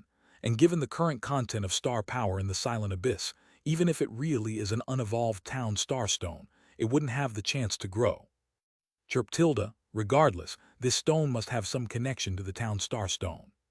12 expressed its opinion. Indeed, so it is a discovery, Su Ran chuckled, carefully storing away the knuckle-sized stone. Let's see if there are any other clues in the area. 1 human and 5 pet beasts split up and dug 3 feet into the ground, not even sparing the rock wall. However, aside from this stone, they found nothing else. It looks like this is as far as the exploration goes, Su Ran said with a hint of regret. After we go back, we'll study the origins of this stone. Zalu tilde, great. Star neighed, carrying a hint of expectation. For some reason, that small stone felt very special to it. Although the star power contained within was not strong, it gave it a feeling of extreme purity, and when it paid careful attention, its own star power would be slightly stirred. Therefore, this resource must be no simple thing. Furthermore, since it was found where the town star stone originated, perhaps with it, they really could find the town star stone. The return journey was easier than the trip there, because they had begun to understand the black fog, with Star continuously employing the star refusal ring, successfully repelling the black fog and allowing the group to clearly see each other and the immediate surroundings. Leaving the Silent Abyss, the grand walls of Xian City soon appeared before them, thanks to Star's swift travel. And just as Su Ran entered the gates of the Starfair foster care shop in Xian City, he saw an unexpected figure. Chairman Fang, what are you doing here? He walked briskly up to Fang Kanghai, a look of surprise on his face. Knowing you were coming back, I waited here especially for you, Fang Kanghai chuckled. His gaze at Su Ran behind Xian full of meaning. If I had come later, I might have missed you again, right? That, Su Ran gave an awkward chuckle. Indeed, he had originally planned to directly transport to Xuanxing City after returning to Xian City. Congratulations on obtaining an Emperor species pet beast, Fang Kanghai smiled. I thought I had enough expectations for your potential, but it seems I still underestimated the speed at which you become stronger. As an Emperor-level beast master, Fang Kanghai was well aware of the huge gap in strength between a beast master who possessed an Emperor species and one who only had King species. Even though Su Ran currently only had 1 Emperor species, and even 3 of his pet beasts had not reached the King stage, he could easily overpower his peers at the King-level beast master level. Maybe I'm just luckier, Su Ran laughed, unconsciously petting Xian's head. Lucky? Fang Kanghai's lips twitched slightly. This young man in front of him was good in many ways, but he was too perfunctory when putting others off, not even bothering to change his excuse. I'd like to have that kind of luck too, Fang Kanghai laughed at himself. Then his expression became slightly more serious. I came to ask a favor of you this time. What is it? Su Ran's expression turned to one of surprise. Fang Kanghai seeking his help. Could there be something that he, an Emperor-level beast master, couldn't do, but Su Ran could? This isn't something that needs to be done right now, Fang Kanghai glanced around. It will happen after the exchange battle ends and the city alliance is established. He paused for a moment before continuing. Do you know about the Mysterious Light Channel? Of course I do, Su Ran nodded. The Mysterious Light Channel was the largest and most ancient extraordinary zone in the 47th Beast Field, occupying 1/10 of its territory. It was incredibly mysterious, and not only was it difficult for human powerhouses to enter, but transcendent beings also struggled to survive there. If other extraordinary zones were human no-go areas, then the Mysterious Light Channel was a no-go area for life itself. After reaching the Emperor stage, I once ventured to the deepest part of the Mysterious Light Channel. Fang Kanghai paused again. There, I saw things I have never seen before. I suspect that the deepest parts of the Mysterious Light Channel contain ruins. Traces of a past that no one has ever known. Su Ran's face showed a look of astonishment. What do you mean by that? Chapter 730-347, the source of stars. Feng Kanghai pondered for a moment and then spoke slowly. I think you should know that the earliest appearance of transcendent beings dates back to about 1,000 years ago. Initially there were only a few, but in the subsequent 100 or so years, their numbers increased at an extremely fast rate until they completely occupied the world, supplanting its original inhabitants and becoming the new masters of this world. However, the reproduction of transcendent beings is quite difficult. Theoretically, they shouldn't have been able to grow at such an exaggerated rate. Fang Kanghai's voice paused. So there has been a hypothesis for a long time that transcendent beings are not from this world. They might come from another world, simply having been transferred here by some kind of power. Even to this day, there may be channels we don't know about, connecting two worlds and allowing transcendent beings to appear continuously. Is there such a theory? Su Ran was startled. Having crossed into this world, he was certain that outside this world, there must be other worlds, but this was the first time he truly came into contact with such secrets. So, Chairman Fang, the ruins you mentioned just now. Su Ran vaguely thought of something and his eyes gradually widened. Could it be? Yes, it's exactly what you're thinking. Fang Kanghai nodded slowly. That relic might very likely originate from the other world where transcendent beings exist. This is a crisis, but it also may contain extremely important opportunities. After the formation of the Alliance, I will invite all the Overlord-level Beast Masters to go there together, however. As a King-level Beast Master, you are the first one I have invited. Fang Kanghai looked at Su Ran seriously. So, what are your thoughts? Go, Su Ran responded without hesitation. With such an opportunity, only a fool would not go. Su Ran was full of curiosity about the potential existence of another world. Even if he obtained nothing, it would still be good to broaden his horizons. That's good to hear, Feng Kanghai smiled. How shall I contact you when the time comes? Su Ran blinked and then looked towards the fishing old man who was attending to customers not far away. You can inform the store manager. He has a way to contact me. All right, Feng Kanghai nodded slightly, then his tone shifted. Regarding Bloody City, I've already sent people to warn them. Even though their behavior is influenced by other factors, this is not an excuse for their rampant actions in Xi'an City. If there is a next time, I will personally go to have a chat with their chairman. Thank you, Senior. Su Ran's smile became even more splendid. Leaving Xi'an City, his only concern was for the people in Qingzhou City. The Beast Masters from Bloody City were not easy to get along with and might seek revenge afterwards.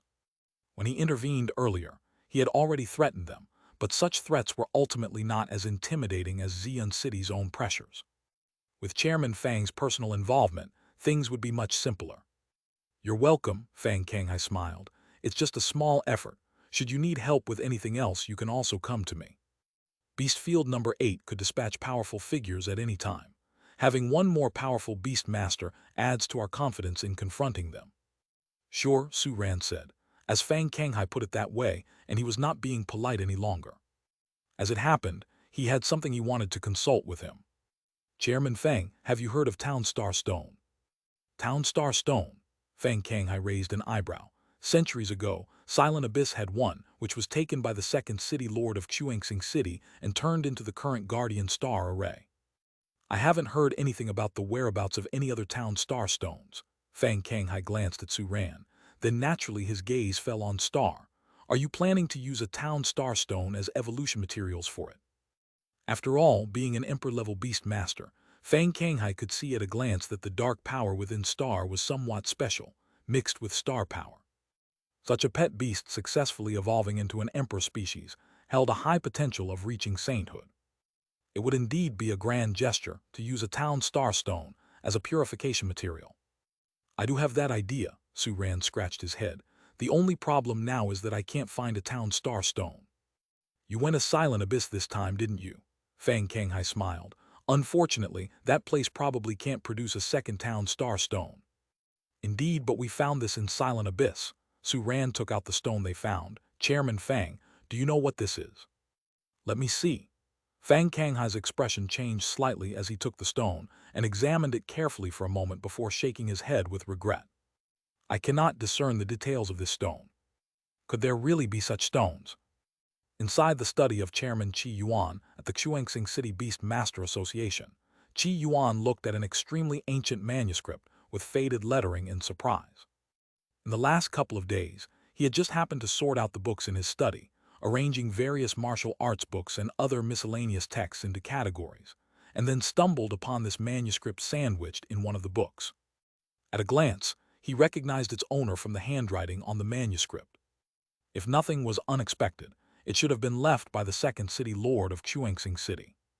The second city lord of Chuangsing City was also a remarkable person. During his living years, the most powerful second-level town in Beast Field number 47 was not Xian City but Chuangsing City. As the only Emperor-level Beast Master in all of Beast Field number 47, it was he who took the town star stone and created the star array that protected Chuangsing City for hundreds of years. Chapter 731-347, The Source of Stars. The moment Elder Qi Yuan saw the words Town Star Stone on the manuscript, his curiosity got the better of him, and he began to read it directly. However, after reading the manuscript, his emotions fluctuated greatly. It was because the manuscript contained a secret related to the origin of the Town Star Stone. The Town Star Stone, it turns out, is grown. To birth a Town Star Stone, two conditions are necessary. The first is that the surrounding environment contains an enormous amount of star power. The second is to plant the seed of the Town Star Stone, a special resource known as star origin. The star origin itself is not highly valuable, but it can draw in the star power around it, allowing it to converge in a special way into root-like threads, extracting a vast amount of star power from the environment and condensing it into the Town Star Stone. It serves as the catalyst for the birth of the Town Star Stone. Without it, even if the star power was dense, the Town Star Stone could not be formed. And after the birth of the Town Star Stone, the star origin remains unaffected. It can continue to influence the surrounding star power, gathering a second or even more Town Star Stones. Of course, this presupposes that the surrounding environment has enough star power to supply. But this is nearly impossible. Just the formation of one Town Star Stone caused the once star abyss to become the silent abyss. Elder Qi Yuan couldn't think of any place that could support the birth of more than two Town Star Stones. Besides, this manuscript also mentioned many other properties of star origin. Slowly placing the manuscript down, Elder Qi Yuan wore a pensive expression on his face. He recalled that not too long ago, Su Ran had asked for clues about the Town Star Stone, and after scouring through information, he told Su Ran that the Town Star Stone was born in the Silent Abyss. Today, the Starfair foster care shop in Chuangsing City just so happened to be closed temporarily. Is it possible that Su Ran went to the Silent Abyss in search of the clue to the Town Star Stone? If that's the case, would he have found the star origin? The thought crossed his mind, and Elder Qi Yuan couldn't help but laugh silently to himself. After so many years, surely the star origin would have been discovered and taken away by now, right? Elder Qi Yuan took out his phone, thought for a moment, and sent Su Ran a message. There is a new clue about the Town Star Stone. Remember to find me after you return to the city. Starfair foster care shop in Chuangsing City. In a flash, Su Ran appeared inside the closed shop front, and the next second the hexagram star array flickered behind him. 5 little ones swiftly walked out of the energy storm. Having not obtained the clue to this little stone from Fang Kanghai, Su Ran was not too disheartened. He chatted with the other party for a few more words, hammered out the details of exploring the relics together, and after Fang Kanghai left due to his busy schedule, Su Ran didn't linger in Xian City either, and returned to Chuangsing City. The famed task had yet to be completed. Since he was going to explore the ruins with Chairman Fang later, he had to raise Chuangsing City's fame to 50% before that. But this was not the most pressing matter at the moment. Su Ran, astounded, took out the small stone that he had been carrying in his chest pocket. This stone that was previously quite ordinary and smooth as jade, now burst out with unbelievably bright light, almost too dazzling to look at directly. This sudden change immediately captured the full attention of all 5 pets. Cha, why did it suddenly light up? Kanken widened her eyes in surprise, staring at the stone in Su Ran's hand. Sheer wore a contemplative expression, slowly speaking up. Chiu Tilda, it seems it started when we arrived in Chuangsing City. Chuangsing City, could there be something special here? Su Ran blinked and then it dawned on him. But Star was quicker to respond than he was. Zailu, it's the Town Star Stone. Given that this stone was present at the birthplace of the town star stone, it was natural to connect the two. The biggest difference between Chuangsing City and the other places they had traversed was the presence of the protective star formation. And the town star stone is the core of the protective star formation. Indeed, this stone is connected to the town star stone, Su Ran said with a joyful expression. What a pity that we can't access the town star stone in Chuangsing City. Otherwise, it would be worth trying to see what kind of connection they share. Ding dong. A crisp text message alert sounded, and Su Ran instinctively picked up his phone. There is a new clue about the town star stone. Remember to find me after you return to the city. Seeing this message from Elder Qi Yuan, his eyes brightened instantly. New clues about the town star stone. This was truly double the joy. He immediately called Elder Qi Yuan to confirm that he was available, and without a second word, stood up. Let's go, let's pay a visit to Elder Qi Yuan. Su Ran carefully placed the glowing stone into a box that would cut off the light, tucked it into his chest pocket. What's more, it's a good opportunity to see if Elder Qi Yuan knows the origin of this stone. Zailu Tilda, let's go. Star gave a spirited neigh, its eyes full of excitement. It felt it was one step closer to the town star stone. You've returned quite quickly. In the chairman's office, Elder Qi Yuan sipped his tea, surprised by the sight of the person and 5 pets before him. I thought you'd be out of the city for several days before coming back. The reason he sent the text message was he had thought that Su Ran was not in the city.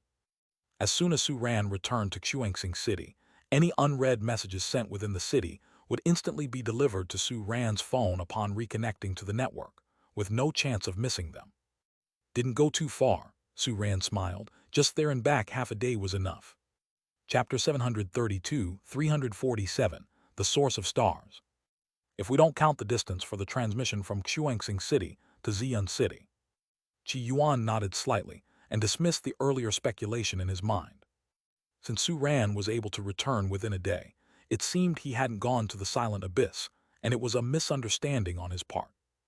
However, this was also a good thing. If he told Su Ran the secrets of the town star stone, he would be more careful when he went to the silent abyss in the future. If luck was on his side, what if he really found the star origin? I called you here this time because of this. Qi Yuan carefully picked up the manuscript of the second lord of the city and placed it on the table. This manuscript, from the creator of the city's protective star array, is related to the origin of the town star stone. Oh, in just a moment Su Ran's interest was piqued. From this manuscript, I learned some information that I hadn't understood before. Qi Yuan paused slightly before continuing. There's a special kind of resource called the star origin. He briefly explained the relationship between the star origin and the town star stone, and then continued. This star origin is said to be related to the very beginning of star power's origin. Apart from being able to give rise to town star stones, transcendent beings that wield star power can carry it over time to purify star power. Besides, there is another very important characteristic. When the star origin is very close to a town star stone, it will emit a bright light that will never extinguish until they are separated. If you obtain the star origin, your difficulty in finding another town star stone will be greatly reduced.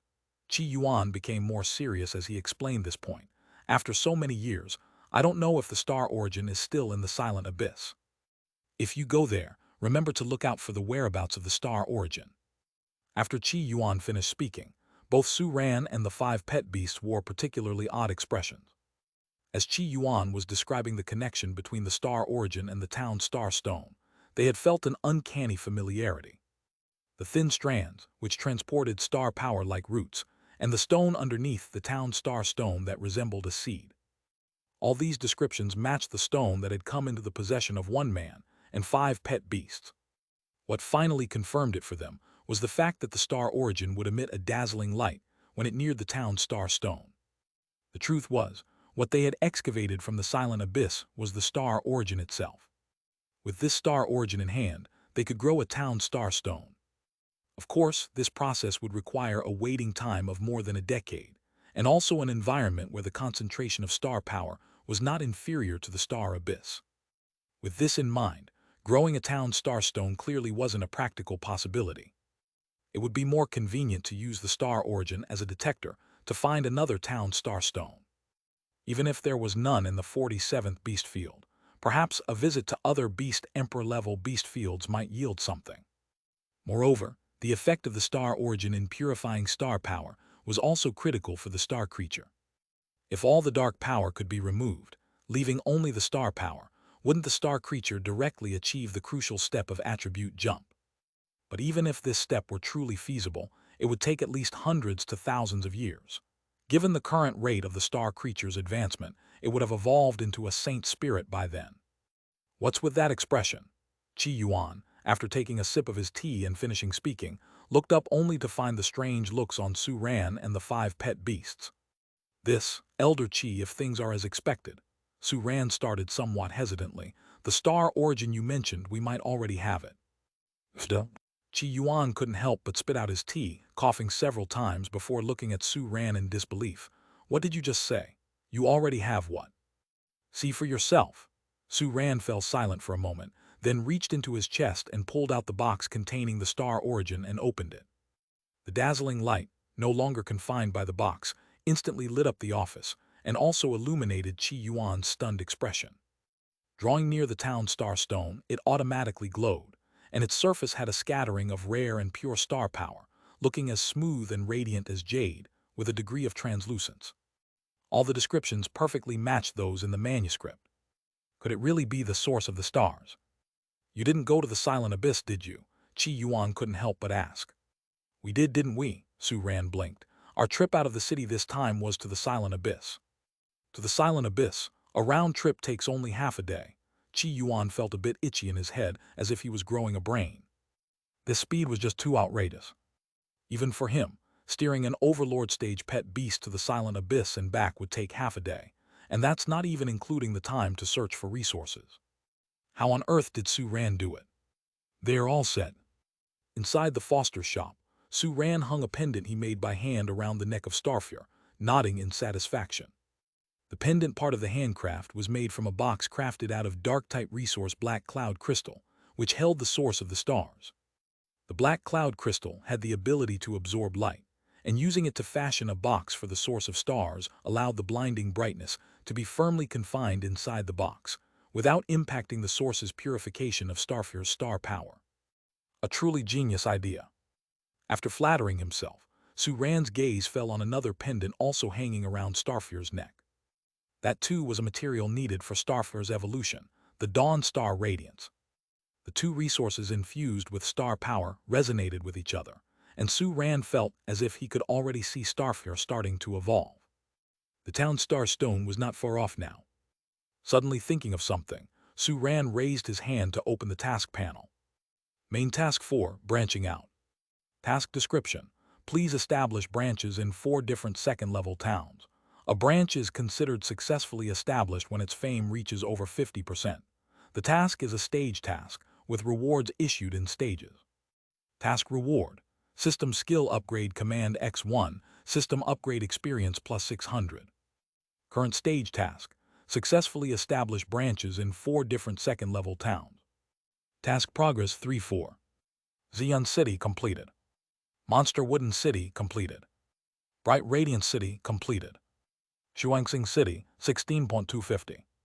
Stage Task Reward: System Clerk X3. Thanks to a good reputation, the Starfire Foster Care Shop had already begun to make its mark in the past few days of business, with fame growing by the day.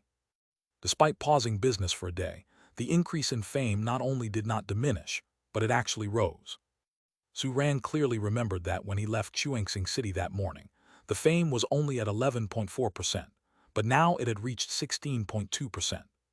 The fact that closing the doors actually increased the fame even more gave Su Ran the impulse to continue the suspension of business.